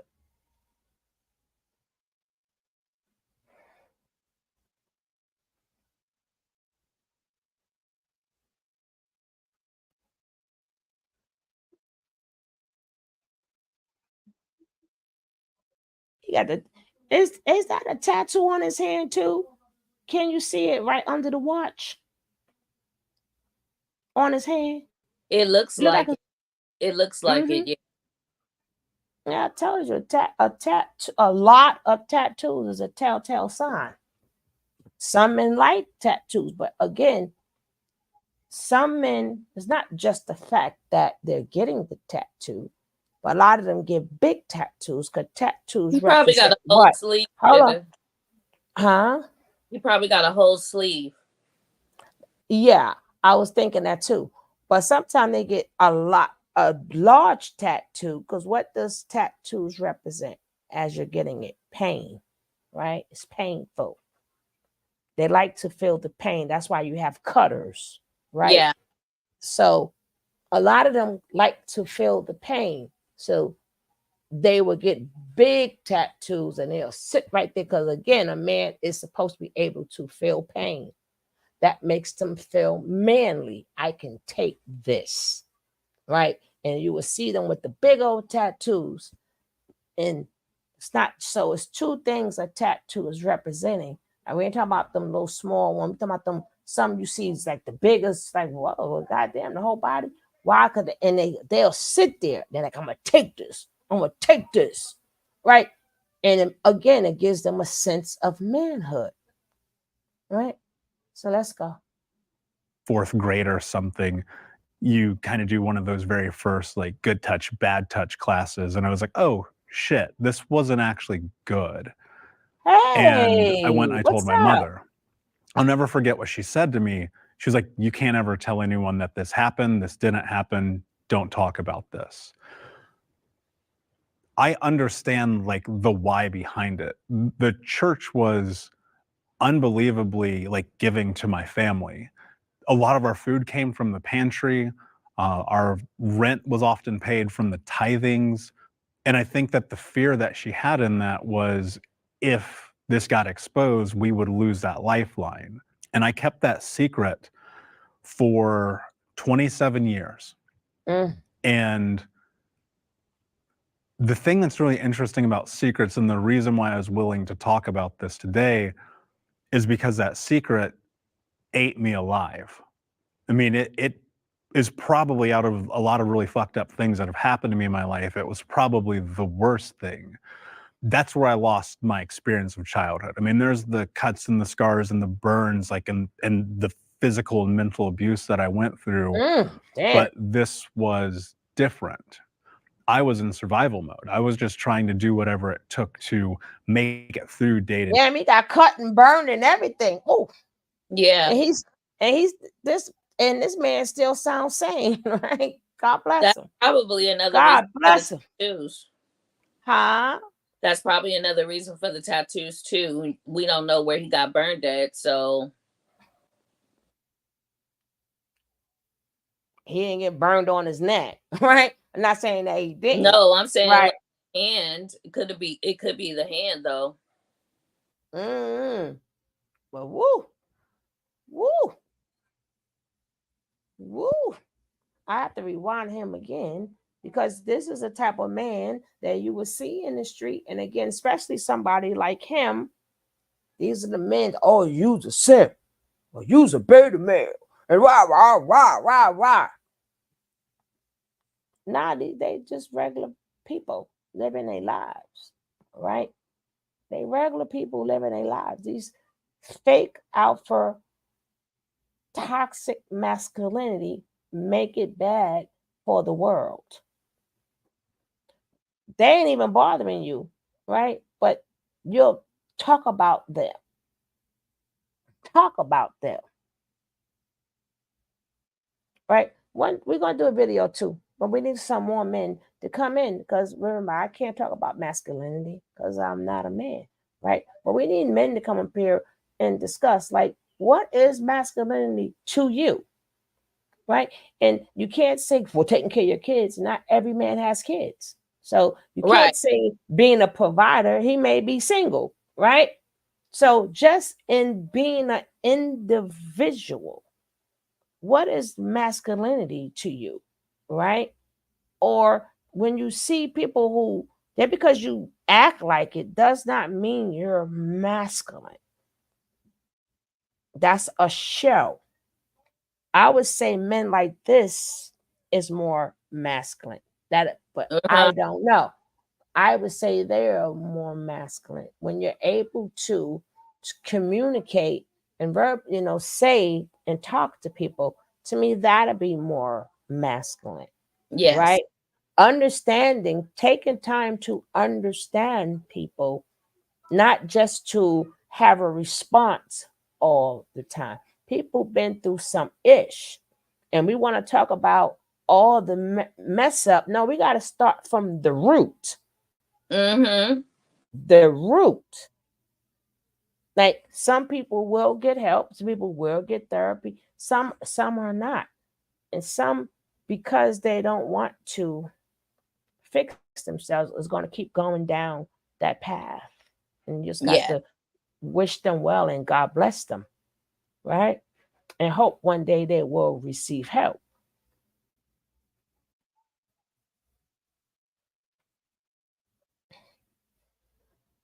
And it's I just want to start with that man again, not him, but it's a shame that because men went through seeing abuse, and you know what, I don't really like, I want to, when I end this, I want to leave that picture right there. Hopefully I can catch it again.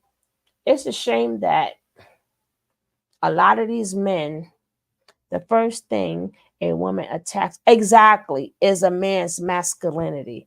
And that has to stop, right? Yeah. That has to stop. I don't like that, right?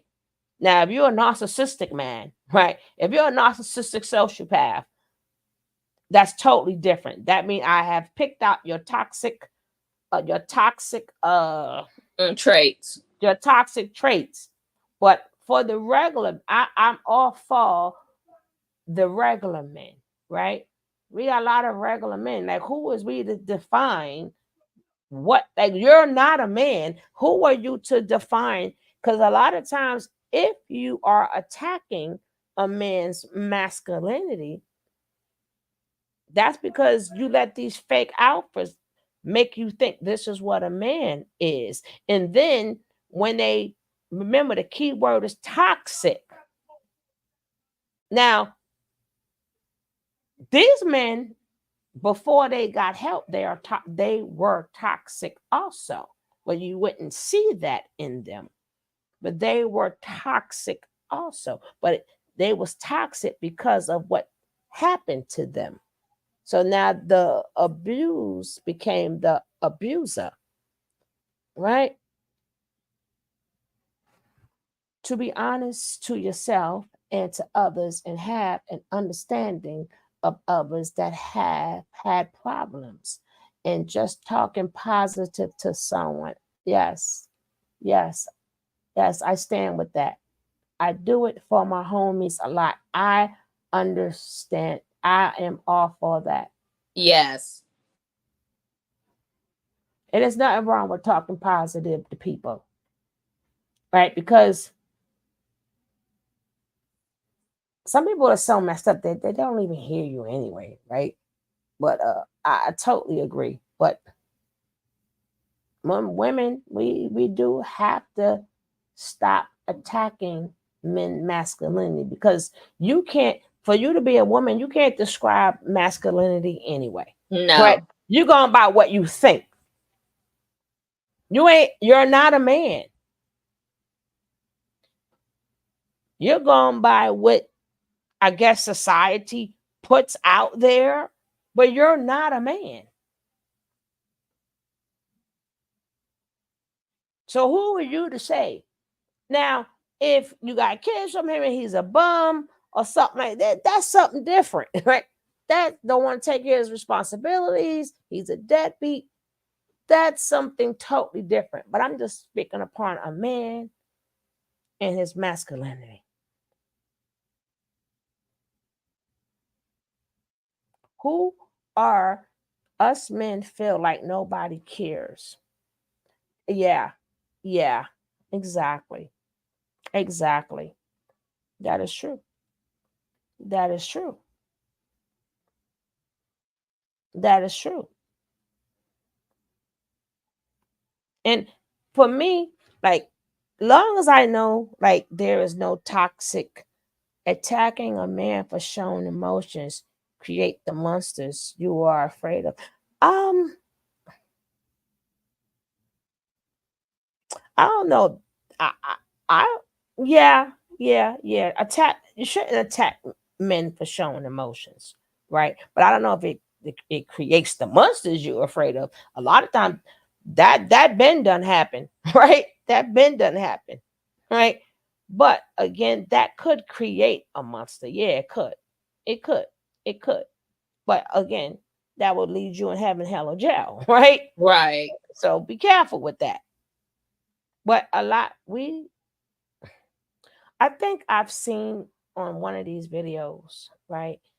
And they said, I don't know, I'm not a man, but if a man does express his emotions and he talk to you and you shove him off, he'll never talk to you again. Never. Right? He'll never not talk to you again, never open up to you again. Right? So never take somebody's trauma, right? And well, we ain't gonna say right, but it's facts. But I have heard men say, because you know how hard that is for a man to open up. You know Right. how hard it is. Nick says, be mindful. Even though y'all all good, but she just want to let y'all know. Be mindful of what y'all put in the chat or the closet you go. Right? Y'all better, Nicole, she that has is a spoken. beautiful picture. Right. That's why I said hopefully I could stop it right there, because if you hear this man and the way he speak, and he's came a long way, first thing you would think is he's a simp.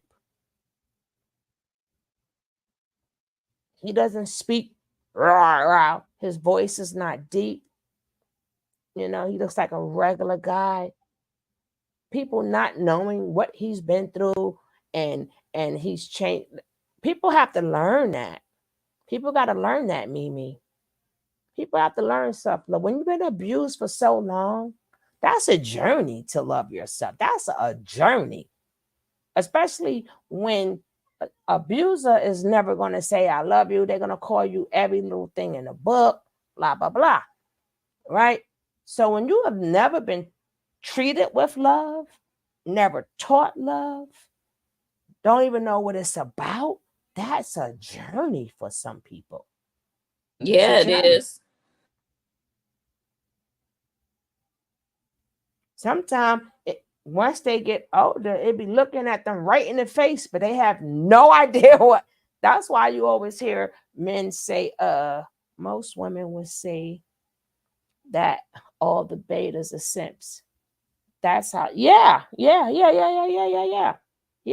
exactly. I agree. Yeah, exactly. And that got to stop too, right? Because you let these fake alpha men dictate to you what men are.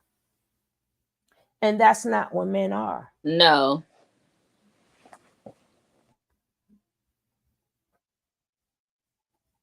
But yeah, exactly.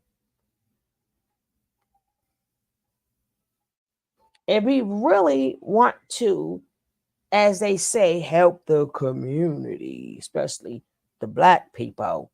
First of all, his mama, you ain't had no business in no Mormon church, right? You ain't had no business there. No. But again, the way they was treating the family with the pantry and this and that and this and that, which means Papa left. What the mama didn't understand was her son was prey. Yeah. And that's why they was, oh yeah, this why? Because now Exactly. she depended on them and did not realize her son was prey. Her son was the fee. He was the Right. price. And women, again, it's so sad. Women sit up there and because they sell their kids out, right? We hear about young girls, they sell their sons out too. He couldn't say nothing because how he gonna Right. eat? Exactly. And you cannot go against a Mormon church. You can't. I'm not saying you can't, but it's a very hard chance because a lot of judges is Mormon. You know what I'm saying? They got their own fraternity there, right? And a lot of times, this is what they do to kids. So of course, just like in the entertainment business, the same rule apply. They all doing the same thing. So how do you put one in jail, right? How do you put them in jail when all of them are doing it? Those are the ones that write the bills. So you can't put them in jail anyway. Exactly.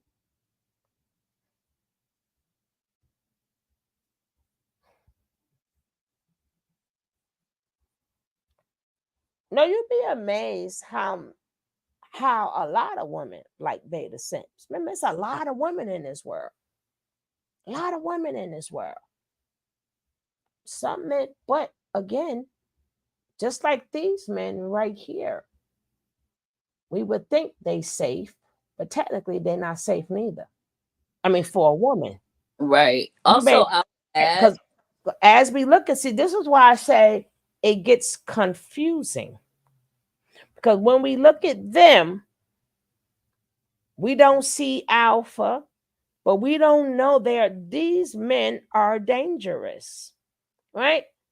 Right. So how does a woman know, right? Because as we are sympathizing with them, but they also, all of them have anger issues. All of them have done something to somebody. All of them flip at a switch. They look like beta. They look like simps.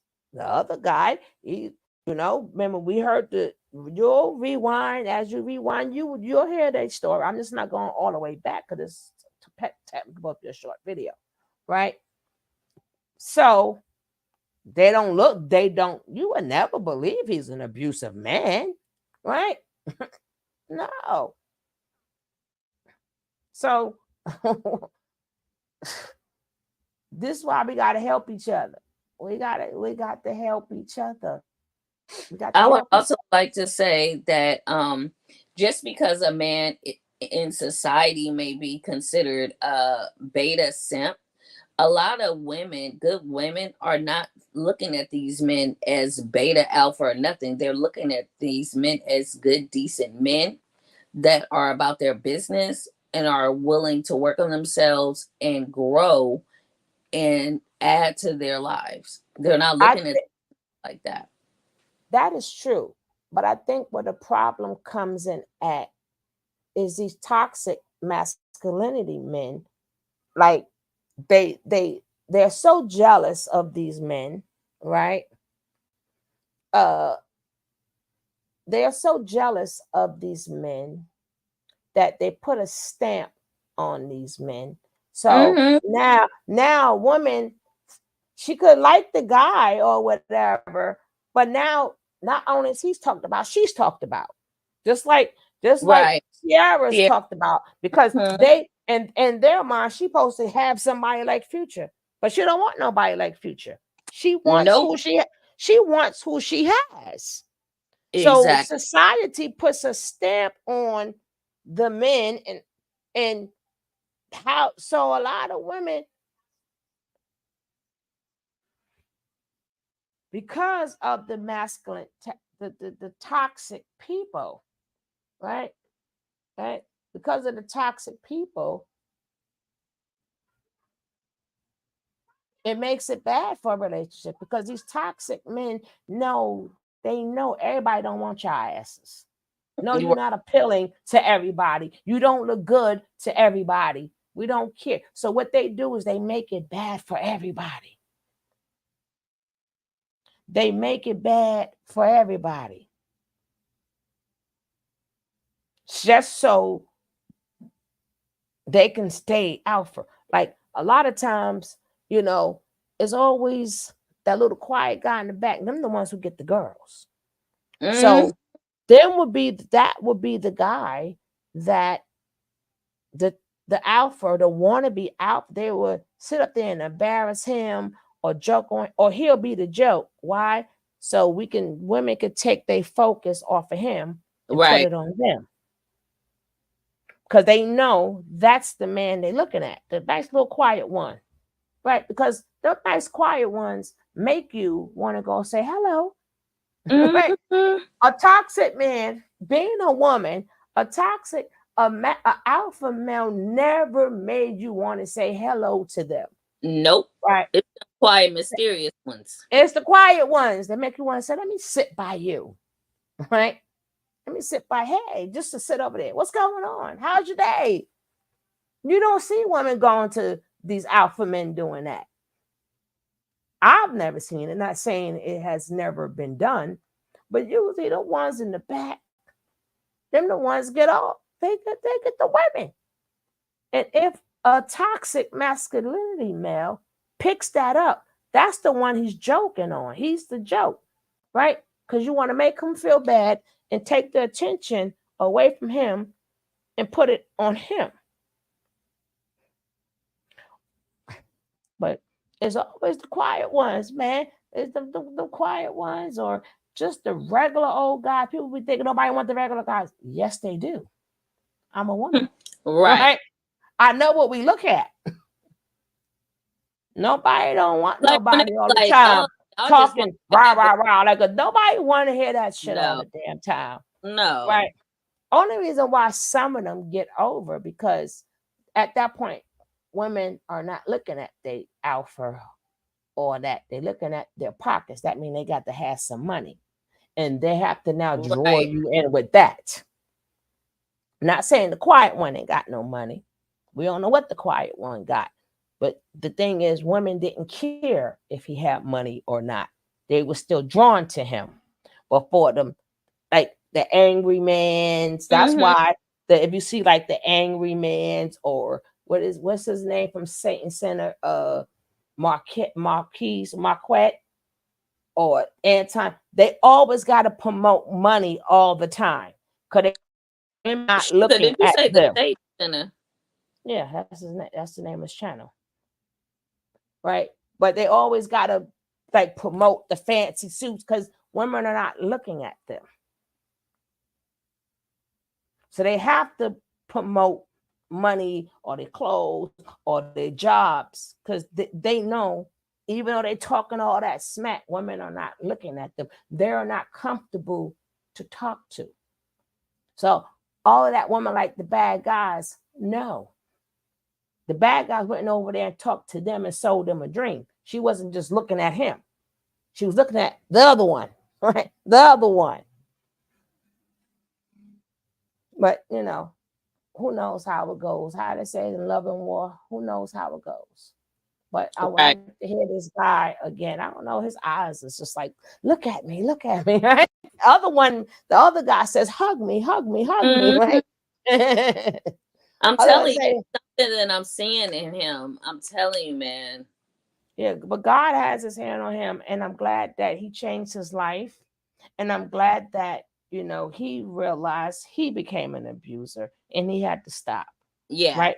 But he had a 25-year-old secret. He had a 25-year-old secret that was tearing him apart. But I'm going to start with him.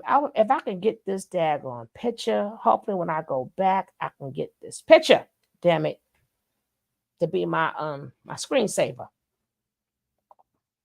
And my stepfather being absent kind of led us to wherever. And you said stepfather being absent, not my father and stepfather being like both men left. Like both of them left you. Right? You can't blame that on step pops. Like you said, stepfather. Where your daddy? And this is Michael. because we also grew up in the hood and we were in poverty. And so like you look back at that and it's like this very strange experience. My mother and her drug addiction and my stepfather being absent kind of led us to wherever. And one night when I was at one of the church members' houses, I was molested. And I thought that when that happened, it was normal because I didn't know. I mean, because I was a child. And, you know, when you're in like, I don't know, 4th grade or something, you kind of do one of those very first like good touch, bad touch classes. And I was like, oh shit, this wasn't actually good. And I went and I told my mother. I'll never forget what she said to me. She was like, you can't ever tell anyone that this happened. This didn't happen. Don't talk about this. I understand like the why behind it. The church was unbelievably like giving to my family. A lot of our food came from the pantry. Our rent was often paid from the tithings. And I think that the fear that she had in that was if this got exposed, we would lose that lifeline. And I kept that secret for 27 years. And the thing that's really interesting about secrets, and the reason why I was willing to talk about this today, is because that secret ate me alive. I mean, it is probably, out of a lot of really fucked up things that have happened to me in my life, it was probably the worst thing. That's where I lost my experience of childhood. I mean, there's the cuts and the scars and the burns, like, and the physical and mental abuse that I went through, but this was different. I was in survival mode. I was just trying to do whatever it took to make it through day to day.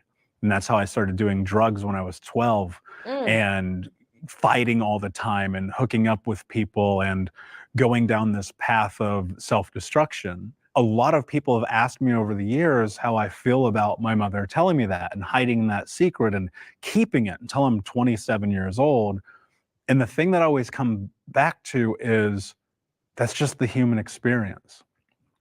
I don't know what to say other than that. And when I think about who I've become, there has been a tremendous amount of healing that has had to take place in order for me to be here right now.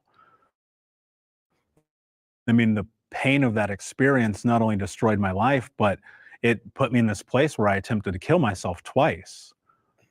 Now, as you see, when you are touched, when you are younger, it makes you promiscuous.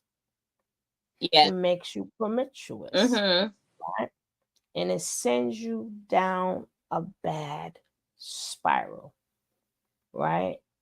And I feel bad that his mother is the only one that he had that he cannot say she threw me under the bus, right? He can't really express because, again, when your stomach is growling, his stomach is growling and he's hungry, they're supplying the food. So Right. not only they cannot say nothing, but he agrees to it. He agrees to it because he's hungry. Rent is being paid, right? That's how a lot of that also puts a lot of guilt on people, right? Because if I do this, then we ain't gonna have nothing to eat.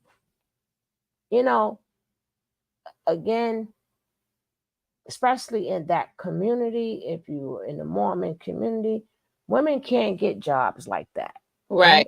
They don't get jobs like that. She didn't have not one. She had two men that left her, abused her, but his mind is on flight or flight. And that's really a big responsibility to put on a child. Yes. Right?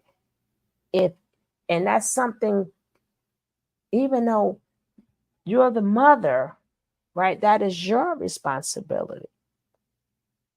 But now you made it the child's responsibility, because if he says something, the lights get cut off, no more food in the house. Forget about We're gonna lose the house, right? Yeah. We're gonna lose the house. We're put Right. in the street.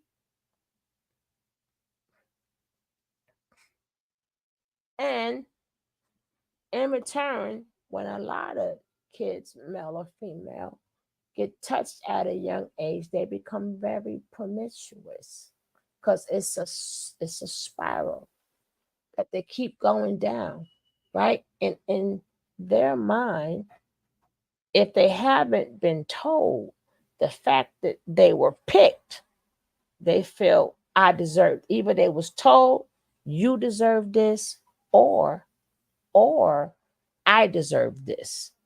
That's why I was picked. Right. I deserve this.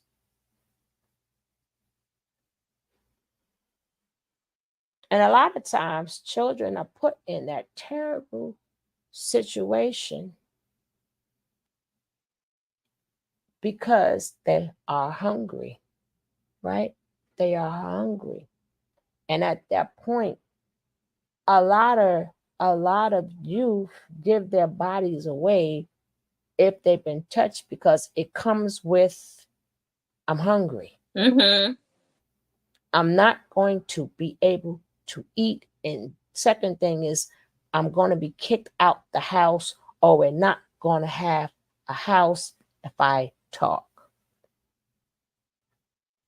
Right? So usually, like if it's men in the house and they abuse the girls, like, well, my mom or boyfriend take care of us, and if I say this, then we ain't gonna have nothing. Right. Same thing with the boys. Same thing with the boys. And if I tell this happened to me, and they tell, we ain't gonna have nothing. Cause see, a starving stomach trumps a lot of trumps. That is sad, but that trumps the abuse. Mm-hmm. People would think that abuse is no. Being hungry and homeless trumps the abuse. Yeah. So they would take that abuse, because it's nothing like going to bed every night hungry as a child. Like, they probably haven't gotten till I can steal or go to the store. They haven't gotten to that point in life where they could just go steal what they want. And then they ain't going to steal a cooked meal anyway. They're going to steal probably an apple, something to snack chips, on. right. They're not going to steal a cooked meal. They haven't gotten to the age where I'm going to rob you. Neither. These are kids. These are third graders. They ain't got no pow and stuff to say, well, man, I'm going to go stick this person and I'm going to get me. They haven't gotten to that point in life yet. They're still kids. And adults know this. This is why you take them so young, because you know being hungry and homeless trumps the abuse.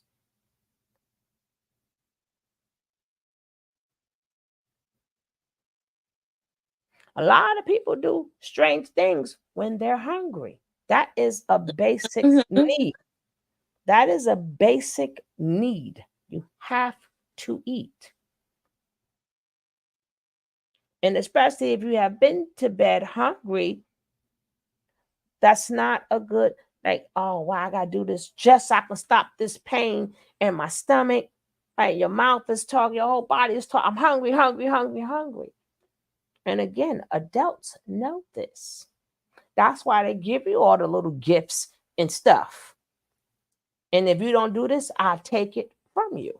And I'm gonna F your life up. Now I'm gonna get nothing. We're gonna have nothing. And if they have siblings, they're gonna say, damn, if I say something, none of us gonna eat. That is something really, really. Can you imagine that being put on you as a fourth grader, like as an 8-year-old or as a 9-year-old?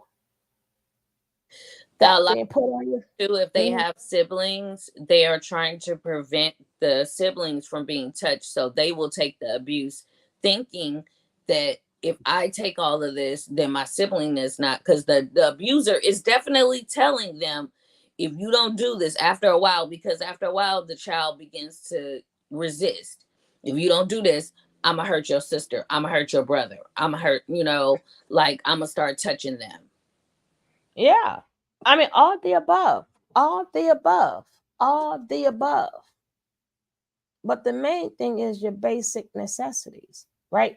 Because even if you don't touch them, but if that person has to go, we're all starving. How are we going to eat? Right. What if we lose the house?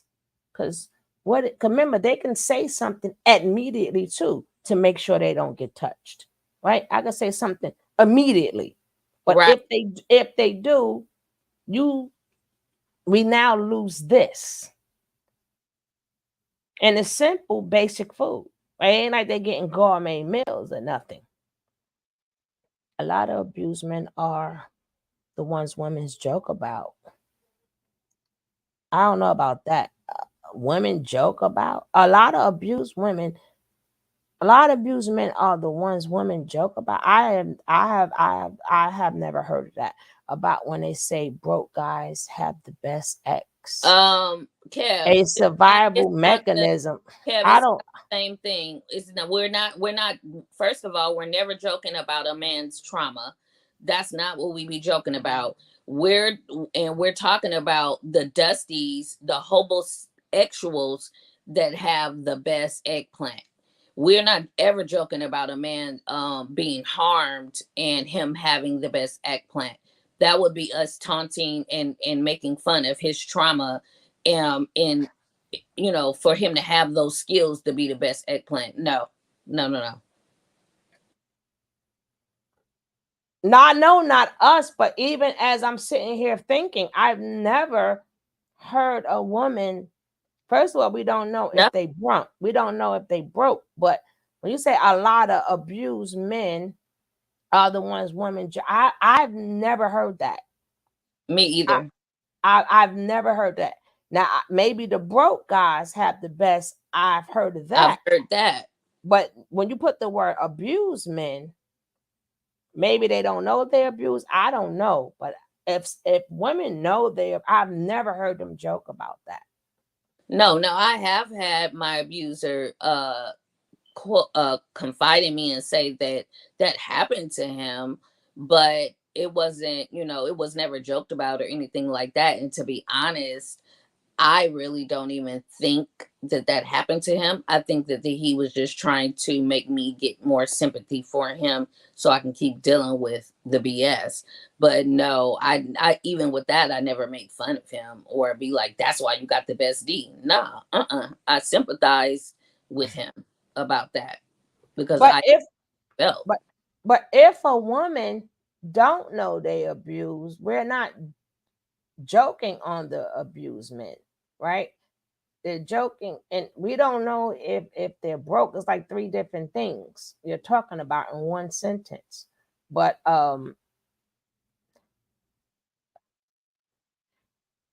men get more damage from other men than women, right? Right. Men get more damage from men than other women, because you're gonna have to be around a woman. You be around your boys all the time, right? Right? You be around your boys all the time, right? They're quicker to call you a simp. They're quicker to gig on you, right? Because you could decide not to. Some of these men, they can't even really talk to women. Men, toxic masculinity will dog out another man way before a woman does. A lot of them can't even talk to a woman because they figure they manhood, or for whatever happened, they're not even around women. They're around a lot of them. I don't know if he would have seen the beginning when one of the questions were asked, about them being around men, and they are scared to be around other men. Then none of them has said a woman at all. Maybe you got to be winded back some, Kev, that you probably missed some of the things that they were saying. And remember, that was one of the questions. And because of the toxic masculinity, that's what they're more scared of. They're scared of the fights that's going to break out, them being looked at. So,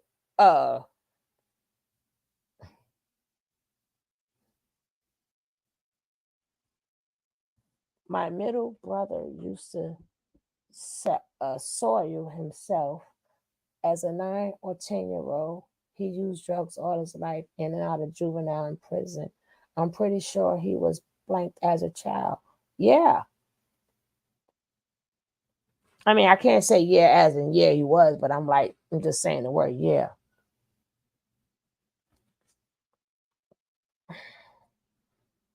How we get back to him? Maybe he finished. Maybe the other guy finished talking. Did he? Let me see. Yeah. Statistically, you can go to websites called 1in6.org. 1 in 6 men have been sexually abused at some point in their life. And it's the biggest, darkest secret that we keep. So every single time I talk about this, it's me taking my power back just a little bit more. Your child needs these 3 key factors. Damn these commercials.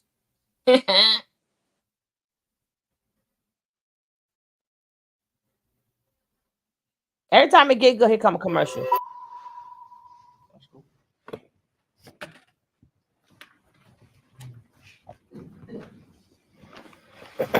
He do got a big old rose on his neck. Ain't no burn there, girl. No, I didn't mean on the neck. And that 1 in 6 number that you just said really stuck out to me, because I remember after the fact, it definitely made me feel less alone. But at the same time, it just I still felt isolated, because, it's something that, as a man, that you don't think that happens to, and probably as like a little boy too. It's just tough when you're in it, you don't think anything of like the effects it has on your body. Maybe he gonna finally say something now. CC. There he go. Body and your mind and the actions the other that you one. have, it's just after you do Not that something, one. you're realizing, oh shit, like I did that because of this trauma that I experienced. And it sucks to look back when you hurt people or when you push people away because of that. For me, like that one right there. Yeah. experience, I was a kid, and it was from someone in my family, and obviously like we're super tight. So like he tried to hide it from us, but we knew it. And again, y'all may call this young man a simp. Sugar, I feel so good for him right now. Look at the relief on his face. Yeah. He looks so much lighter. That's why I say men take more time out supporting men like in real issues. Like instead of worrying about women all day, you're gonna get more faces like that. They needed men to support them. Yes. Not to mind you, if y'all didn't catch the beginning, if y'all see him on the street, what y'all gonna think about him? Oh, he lightweight. Nah, this ninja done stabbed. He done did almost time in jail for murder. He got Norman Bates. Yeah, he was a Norman Bates. But if you see him, you will not know he's a Norman Bates. Right? That's y'all be careful who y'all messing with. Y'all be careful who y'all thinking y'all tougher than. Leave people alone. If they ain't bothering you, stop thinking you alpha. And he would cut you. He would cut you too. Like you think I got him. Yeah, okay. He just said he almost got fired from the job he got. And he was like, sorry, mom. Right? Sorry, mom. Now that was cute. That was cute. When he was like, sorry, mom. Because Av obviously, she told him, to work on these things. But look at it. Look at him. I feel like a proud auntie. I know, right? Yeah, I do too. Now one, I want to hug the other little one. But this one, he saved it to the end because we knew it, nephew. We feel like his auntie, don't we? Yeah. Good job, nephew. I sure know when to stop at that daggone thing, right? Yep. I just never told anyone. It's just kind of like you're a kid, you don't know what to do, you don't know like who to go to, So, and it's especially if it's like someone that has like power, you just don't want to ruin you don't want to break any like relationships. You think you're the only one going through it. Little do you know that there's a bunch of other men that's gone through it too. My heart goes out to you guys. I was younger, maybe third or fourth grade. We had a babysitter that was much older, and he would take me to the back room, and I was way too afraid to tell on him. He was threatening. He was, at that age, he was the boogeyman. I mean, he was what was under my bed and hiding in my closet at night. I went through this process of rage where I wanted to murder this guy. Forgiveness is huge. It's That's what he did. you guys. And you got to do it right, because the way I did it at first was I envisioned myself choking him out in my imagination and like holding him down and stabbing him until he died, and like feeling his life leave his body. And once I finally like felt that he was gone from this earth, I put him down in the river and watched him float away. And I really thought that was my way of forgiving him. And all I was doing was just filling myself with violent thoughts and rage. And it was showing up in other places in my life with the alcoholism and the fist fighting that we talked about. Understanding my journey in this life and taking that person and from the bottom of my heart, forgiving him. Not for him, I'll never tell him that. I don't even know who it is. And it was like a building being lifted off my shoulders. And I didn't talk about it for 20 years. Damn. Like you said, I mean, talking about it heals it. Without the forgiveness and without actually talking about it and coming together like we are, I wouldn't be where I am today. The older that I get and the more work that I do and the more I like look in the mirror, I'm like, that's not on me. Like, I'm not culpable for the worst thing that ever happened in my life. But what's so interesting and the truth about why I decided to share this is because I'm like, there's like fucking 10 of us here and 4 of us are right here right now. And don't forget the other one. He just What does that stand tell up. you? It's not 1 in 6. Like, I don't care what that statistic says. I know way more men who would never stand up here right now. So I just want to say I'm proud of you guys. Like, this shit sucks, man. But it's like, this is how you free yourself. For sure. And this is how you free the guys behind you who are terrified. Yeah, because eventually people Come are on, going to baby. follow in behind you. I really appreciate you for like sharing And your the story other because one. like you said, talking about really helps you control your life and helps you maintain and have What other one? almost like having power over that rather than like letting that sort of like nightmares fuel my life. So thank you guys for sharing your stories. I appreciate it. Thank you. Appreciate Thank you for guys. being brave. Thank all you guys for being brave. I've never had an experience like this. I'll remember this, you know, for the rest of my life. I mean, like, how many times did we hear today that, like, I wouldn't have said that if you didn't say that first, right? Facts. I did think this is going to set a precedent for other people to do the same thing. That's You the power know of what? I vulnerability. tell you one thing. You give other people permission to open up. Like, they see you do the same. Stand in spaces like Oh, damn it. I tell you one thing. I like how they did this, right? I like how they put I can't get that picture no more. Oh, man. That picture was on the money. Okay, we leave it right there. I really like how they did this, right? I like how they asked the question first and see different questions, and they all got a chance to tell their story, and then to turn around, and then the other one stand up and have their back and let them know they're not alone. Right. Oh my God. I think I think when I start doing more of my workshops, I think that I'm going to, it might not be like that, something I don't, but I think I'm gonna have them sitting around and just put like different questions.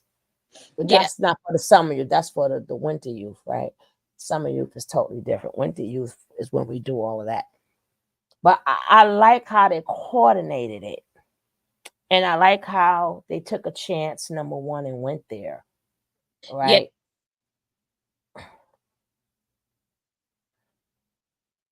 Go ahead, sis, we can't hear you. No, you said I was agreeing with you. I said yes. This was really good. I've seen this before, actually, but I just wanted to share it with you guys, right? Because, again, if we see, we when we say my family ain't with that at all, that goes back into family secrets, Mimi. You never know. Family have secrets. You never know, right? A lot of people think their family is not like that, but you never know. If you go to a family reunion or something like that, he kept his secret for 25 years. One kept his for 27 years. Yeah. Right?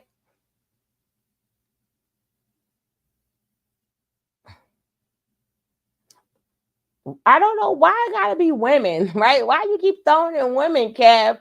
Like, this is a unisex thing, right? And if women don't, it's time for us too. I mean, I don't know about that. Right? I'm gonna just speak for myself. First of all, I'm an empath, so I feel everybody's energy and spirit and stuff like that.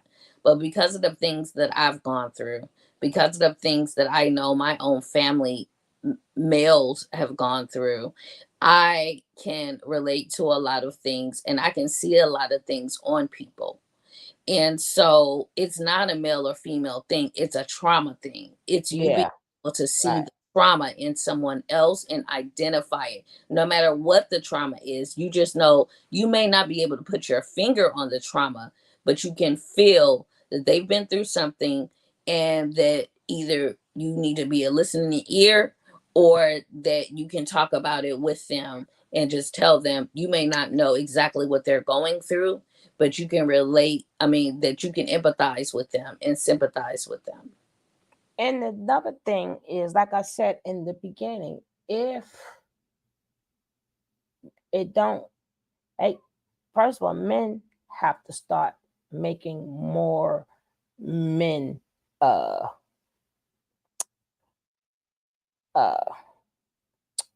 what you call this, when how you see them gather around like that, men have to More initiate that, comfortable. right? Yeah. Men have to initiate that, like just like women initiated more groups, more talking, Like they have to initiate that, because see, what happens is it does something to the brain when you are a child. And women come more promiscuous, men come more promiscuous, because their first experience with it was done like they was violated. The thing is, when men do it, you may think, oh, they're getting a lot of women, but not knowing that's trauma. Women will be names and stuff. But the bad part about it, if it's a man, he gets that aggression. And that will put him in heaven, hell, or jail. Right. Because they have a lot of, remember, that's when you hear a lot of men, you gonna respect me. Nobody, that's where that's coming from. Nobody gonna disrespect me, because they've been disrespected. Yes. Now they want to make sure every man don't play with them. But it's not really the person that's in front of them. They're talking to the person that disrespected them, who violated them. So when you hear a lot of men all the time talking about respect, I start to wonder why. Because usually if you could say the slightest thing, why do you feel disrespected, right? If the slightest thing make you feel disrespected, why you got to keep, because that means somebody really, when you were younger, you got violated. I mean, unless you're a narcissistic person, then of course they're going to say that, right? Narcissistic people say it, right? That's a whole different story. I'm not talking about them. I'm talking about regular folks, right? And again, who are they to tell this to? They don't have real relationship with women because they got violated by a man. So they don't feel they even worthy of having a woman because they don't feel like a whole man, right?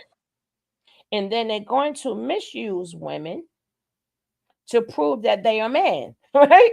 They're going to be doing a lot of things to prove they are a man. And having a bunch of sexual partners is proving you're a man. Like always, now you're going to take on the toxic masculinity, but in all reality, you don't want to be called out by another toxic masculinity because you don't want your secret out there. But you're not healing. This show is about healing. You need to heal. They need more group. There are more men, so they have to initiate this. But how do you initiate this with men? Because again, society says, well, you gay. Like, are you like men? You like, they figure if you've been touched or something like that, right? They think that equates to you lost your man. No, they did not lose their manhood. They were violated. Right? How can you love a woman when you pleasured a man? Your first experience was pleasuring a man. Before you touched a JJ, you touched a rod. We have to remember that's not the woman's fault, but that's what's going through in his mind. So they cannot give a woman the love that she wants because he pleasured a man first.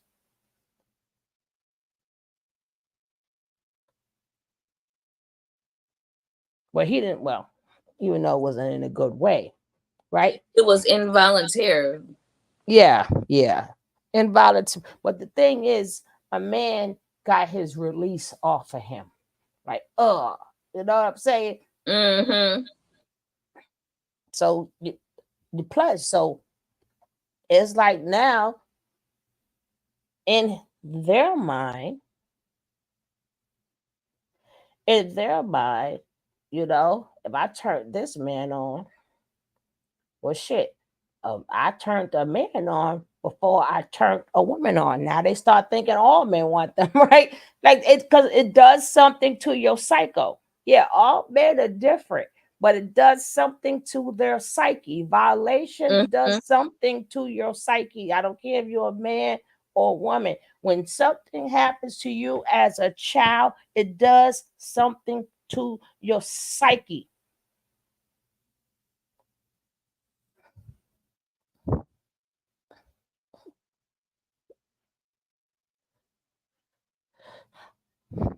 That until it really does mess up the chemicals.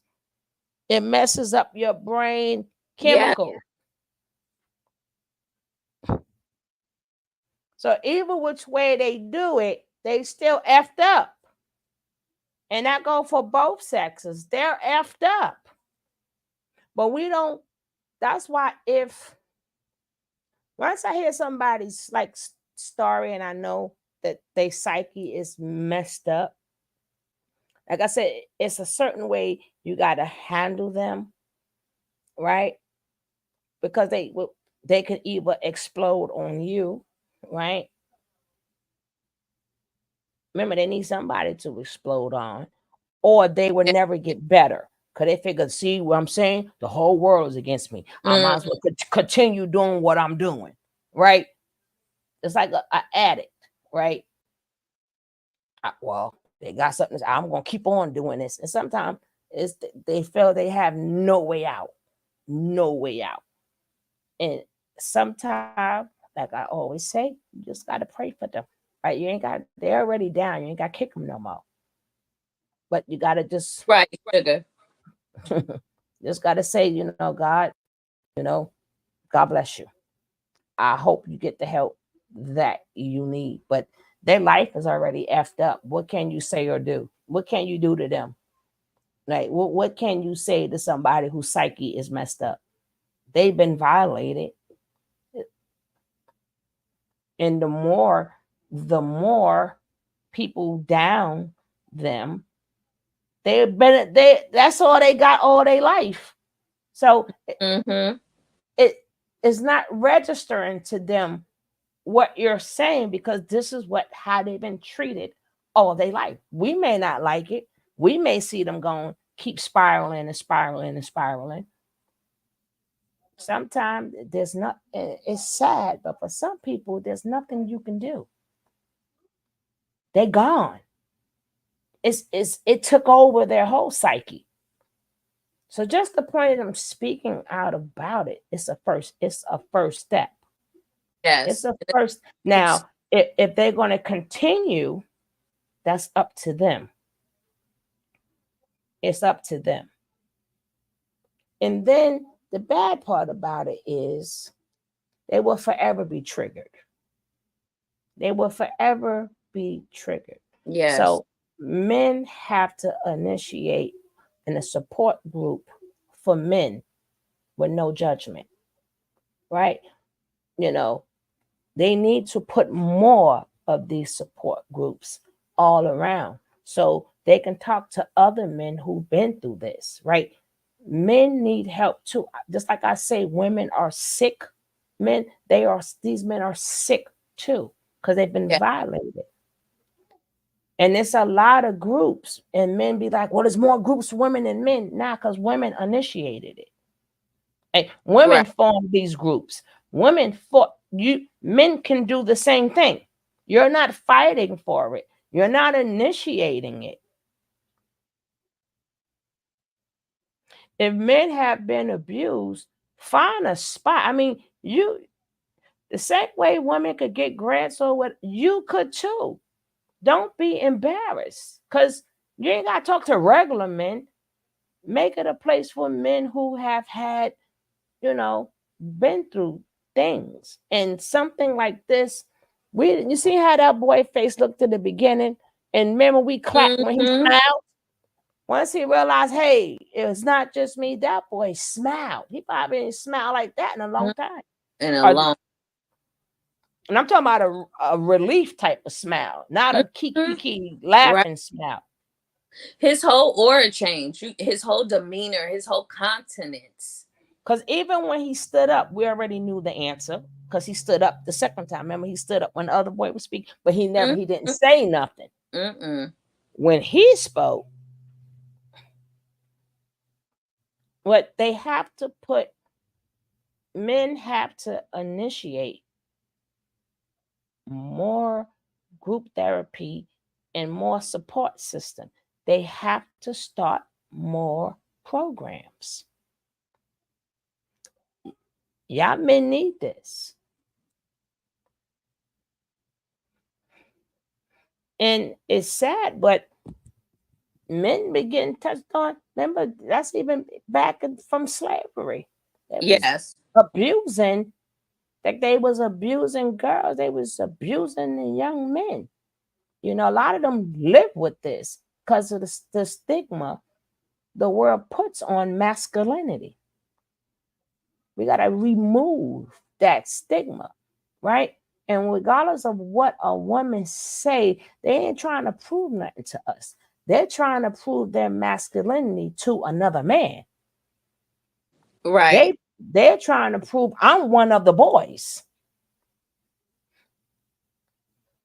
So they doing all that extra to prove stuff to other men. What a woman would say is not going to hurt them much as what a man would say to them, because he's trying to prove we're just as masculine. I'm a homie. Don't look at me differently. Mm-hmm.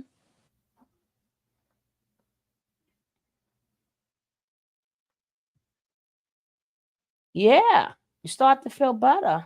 Exactly. That's why we have to normalize therapy for everyone who needs it. Most times a therapist will refer you or invite you to participate.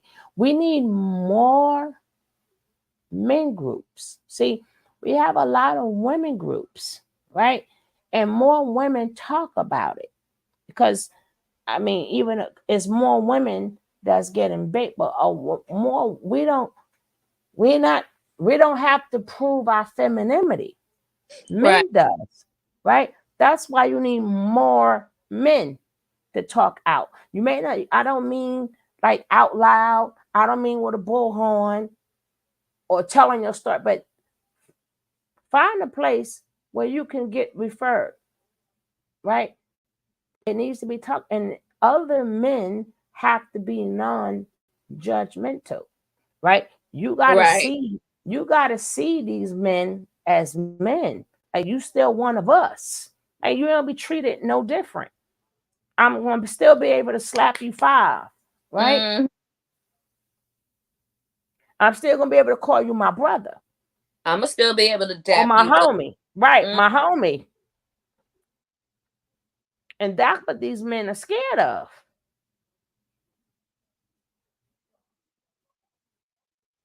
And then Sugar, you see how the other young man who a co-worker assaulted him, how he had distanced himself and isolated himself from his best friend because his best friend was also of the, community. ABC, Mm-hmm. And then he was hurt because at the end of the day, he was his best friend. So I accepted you for your lifestyle, but your people in your community baked me. And you went with the people in your community and said, F our friendship. Right. So you holding on to your community was, so again, that makes it bad, because every time a heterosexual wants to be friends with that community, they're gonna have to worry about, are you gonna try to turn me into one, right? Mm-hmm.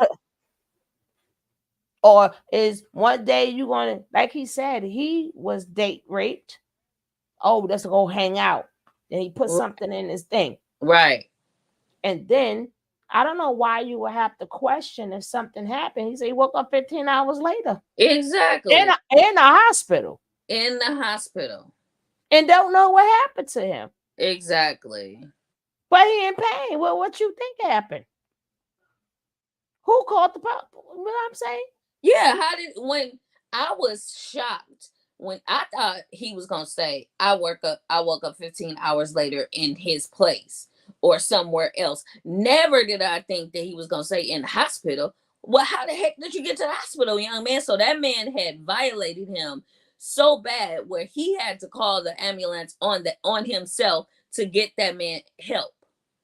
Because he didn't know right, and he didn't know. He probably was laying there. He's like, hello, hey, oh my shit, oh my god, he might not wake up. Right. Right. He thought he probably thought the drug, not just the violation, but he thought whatever he slipped. He gave him his. Mm-hmm. He like, damn, did I overdose him? Shit, right? Did I get my overdose? Oh Lord,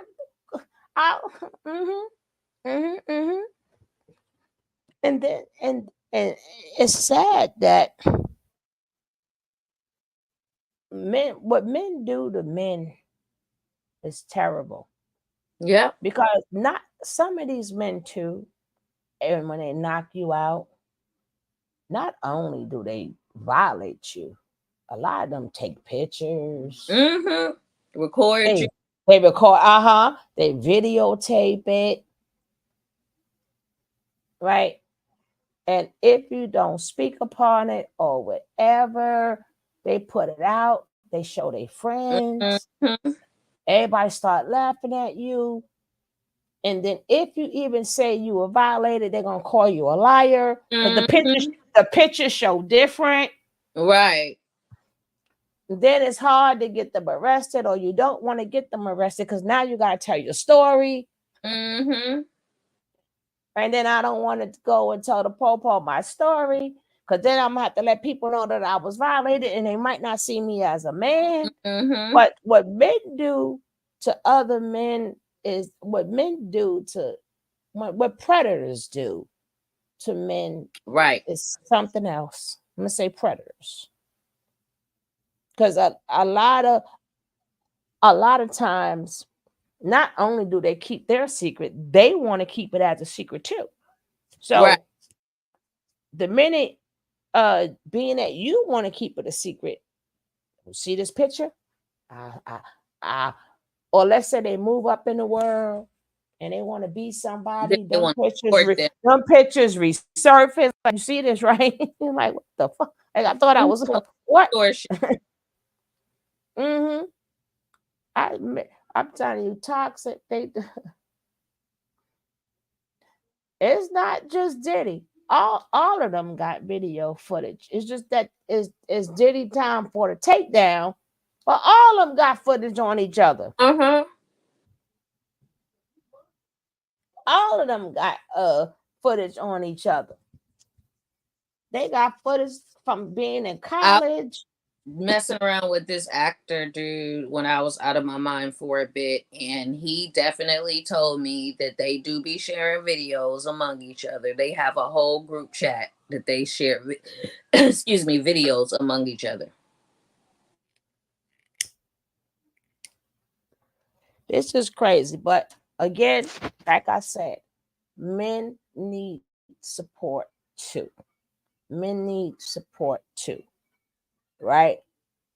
And yes, as women, we could be there, but no, y'all men have to support these men, because that's why the secrets are kept. Because they want to go back into society as a man. But if you're a woman and they come to you, don't judge them. Like, make them still feel like a man. Right.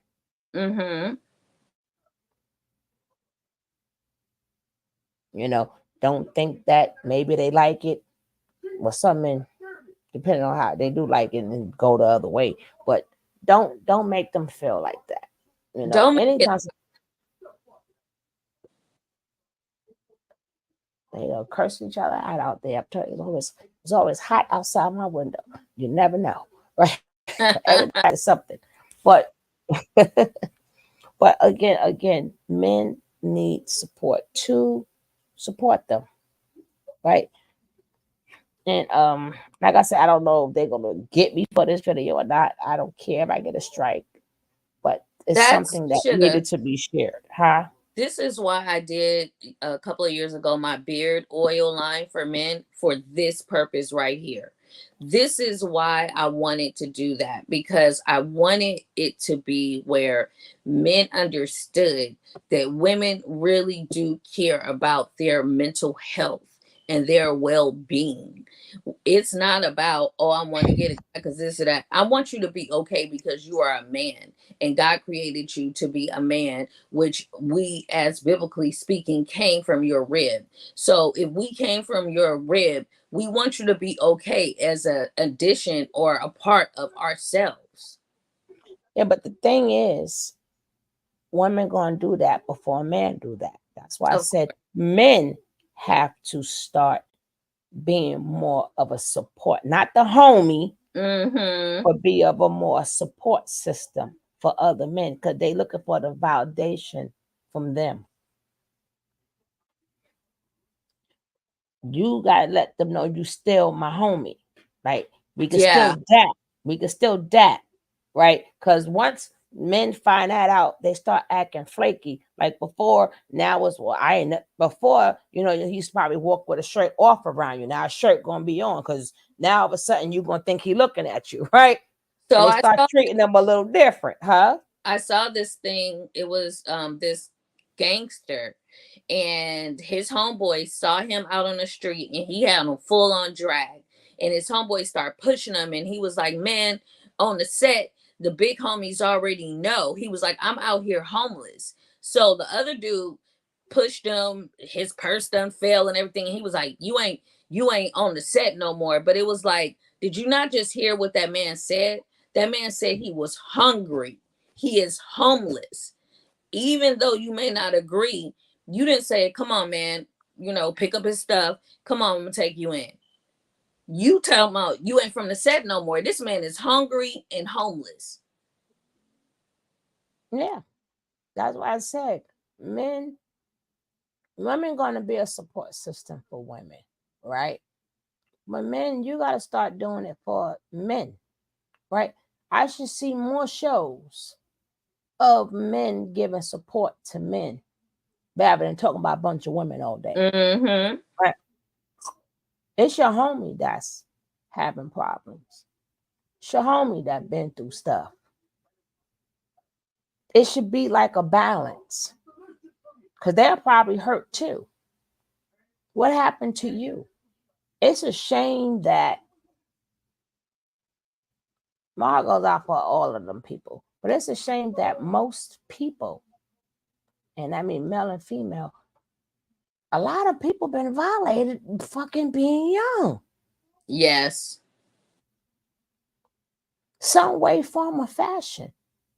And remember, even though the other guy wasn't sexually touched, but he didn't have a chance to be a kid because that man scared him so much that he scared to be around other men, because that masculine, the toxic masculinity, he was scared of it because the father beat the mother up. Nobody talks about men scared to be around other men, because a lot of men wouldn't even understand that. And that's why I said I'm glad when they asked that question, a lot of men stood up. Who was scared to be around other men? Yeah, he also felt defenseless because he was not big enough to defend himself against defend his mother against his father, nor himself against his father. Yeah, but the main thing is, because of that, he thought all men are violent. Yes. You understand? Because even as growing older, he didn't get that thing that I'm going to get him. He's like, oh my goodness. And other men stood up and said, I can't even be around men. That's not talked about. Some men sit in the house and thank God Xbox came out, right? Thank God PS3 came out. So I don't have to I'm so scared to be out there because they're scared of other men. Mm-hmm. That I'm going to stay and waste my life away, and I'm going to stay in here, play this game forever. No, I'm not coming out. Yep. Some of them don't want to go to the store. And the bad part about that is you still got to work. Mm-hmm. You got to bring in money. You got to pay for Wi-Fi. They do everything from their home, because a lot of times them be the ones that are like, I don't want to say geeks, but they're very technically. No, the ones who can. But a lot of them end up, mm-hmm. a lot of them, the mama knows predominantly what happened, and she ends up taking care of a grown man all her life. Yeah.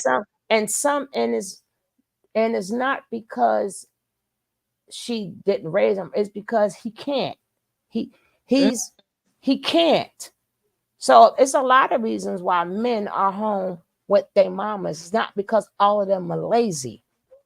It's a lot of reasons why mothers, because they cannot.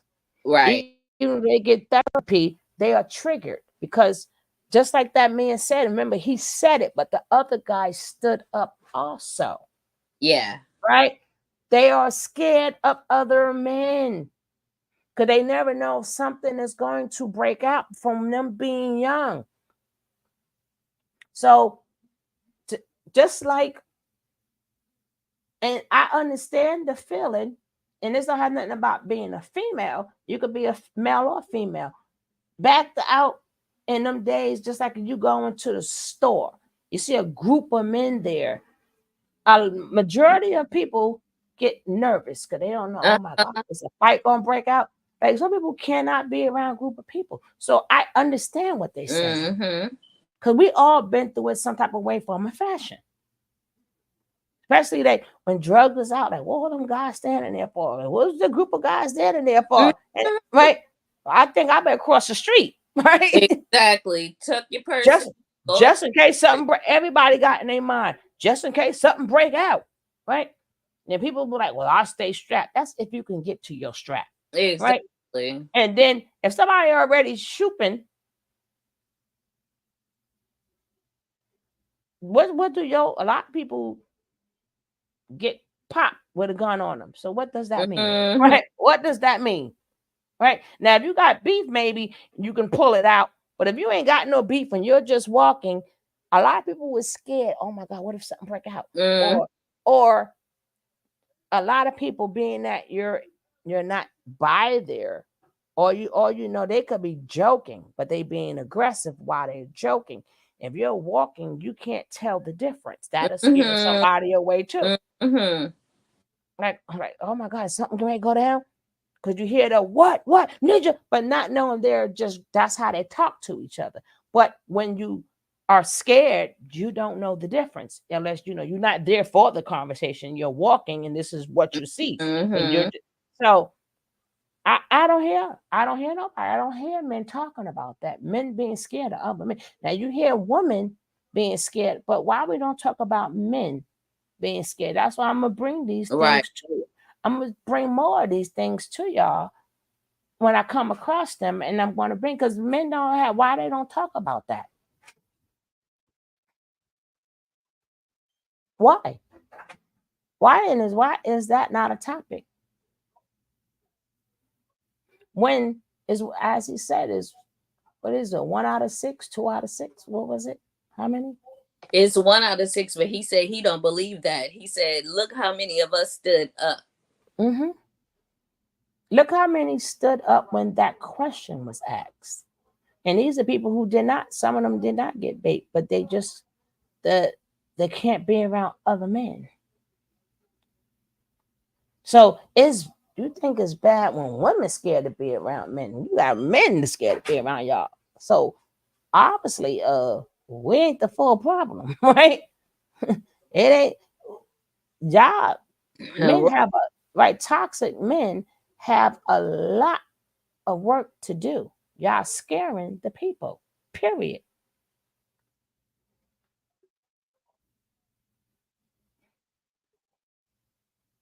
But just, you have to make people aware. Men are scared of you too. Yep. What do you do about that? Oh, I know, call him a punk, right? He's a punk. Instead of addressing, yo, maybe I gotta turn this down some. You're gonna blame the victim. Oh, he's a punk. He this, you know, call, hey Martin, we can finish Martin, but that welcome in.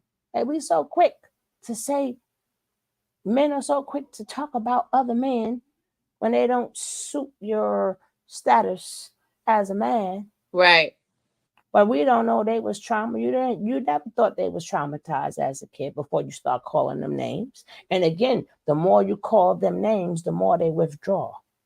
Like I'm not for society, right? I got violated, and then now I'm being called types of punks.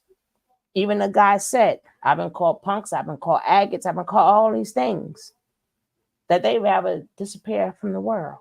Mm-hmm. If we talk about it more and we accept it, maybe they will go get help. And maybe they will go get help. And we bring this to the forefront. Maybe they will go get help. But they ain't gonna get no help if the society, right, call them all types of names and stuff. No, they gonna stay excluded. Shit, I'm gonna stay right on up in here. I ain't gay. At least I know Xbox ain't calling me no names. right. PS3 ain't calling me no names. Shoot, I'll sneak to the store, make sure somebody don't see me, and sneak on back home. So I've seen a lot of guys, baby. I mean, they quick too, right? They quick in and out. Mm-hmm. Hot poop. Gone.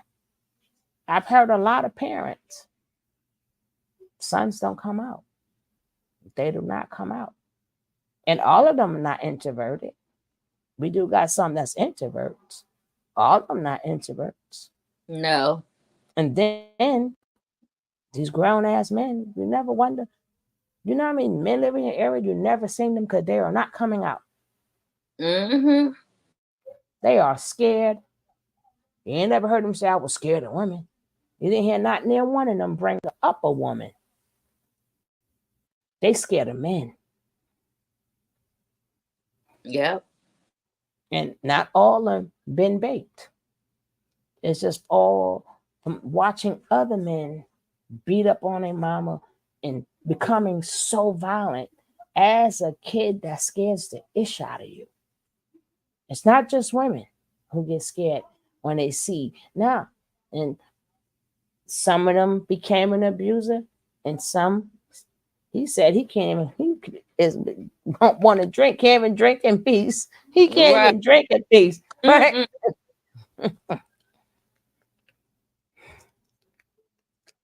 So guys, it's time for the next video. I'm going to end this one. I thank you all for being here. And we do got to have more talks, more talks. We got to be supportive of just people who need help, and period. It may appear like I always put up women, but it just happens to be more women than men. But these toxic men is making it bad for everybody. Nobody should be abused. Nobody should be scared to come outside. Nobody should have to keep a 25-year-old secret, 27-year-old secret. Nobody should feel like they ain't got nobody to talk to. And like I said, this particular page is a safe place. I don't care if you're a man or female. You can come. You will not be judged. And if you are being judged, I will block that person. Right. We need these stories out. The awareness needs to be out. How they live in their lives doesn't concern me. The awareness is what concerns me. Mm-hmm. Putting it out there. We already know they're not living a good life because they've been damaged. So they're doing stuff that people do that's damaged. Right. But the initial part and the awareness is what I put out. And I keep telling you guys this so y'all can understand where I'm coming from.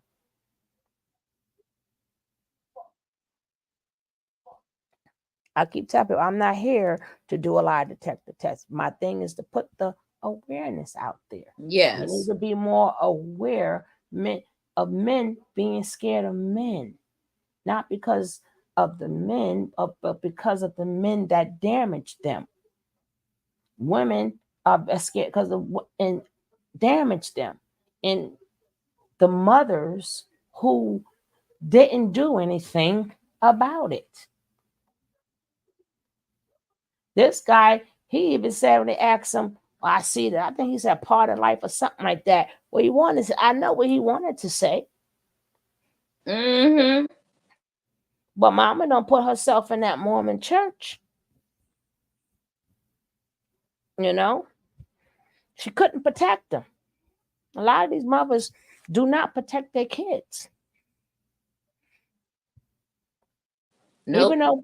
Even though we can understand why they don't protect them, but I don't give that a pass because we will be sleeping in the park before I let something. You know what I'm saying? Oh, that's right. We would be sleeping in the park. If I don't know, if I got to go to these stores, these restaurants or something, and say, hey, whatever's left over, come here, my child eat. That's what I would do. And these parents did not do right by their kids. They did not.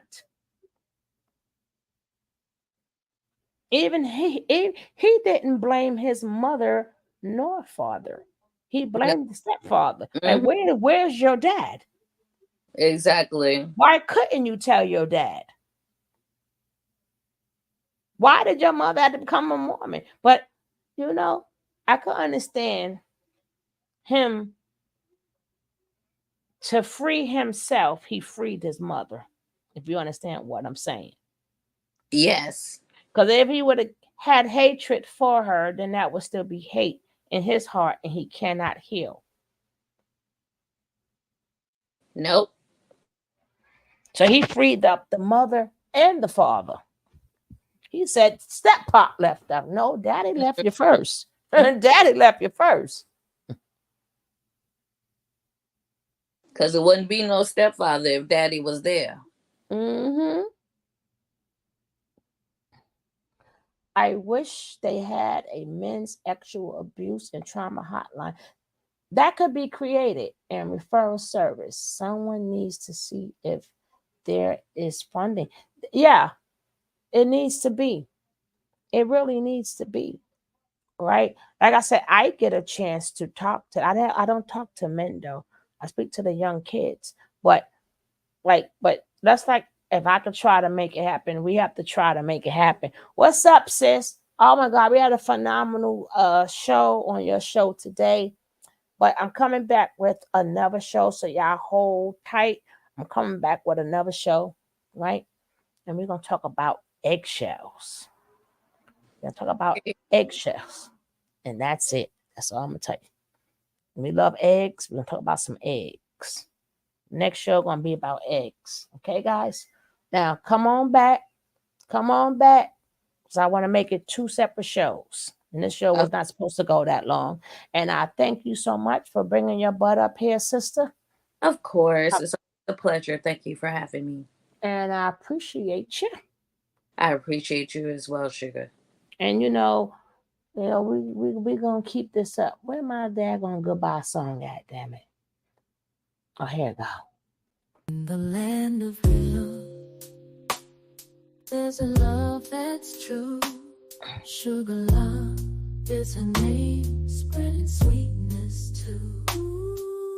Her voice like velvet, smooth as a summer breeze. A podcast, a soundtrack to everybody's ease. Sugar love, she's the queen of soul. Ooh, yeah. The podcast, the place where the stories unfold. News and entertainment. heartbeat of the community's beat. She brings the news with flavor like a cup of hot tea, uncovering stories, bringing light to what we see. With her infectious laughter, she uplifts every soul. Sugar love, she's the one who makes us feel whole. She's the one who makes us feel whole. In the land of real, there's a love. That's my song. I wrote it. Dag it. That ain't me singing, but that's my song.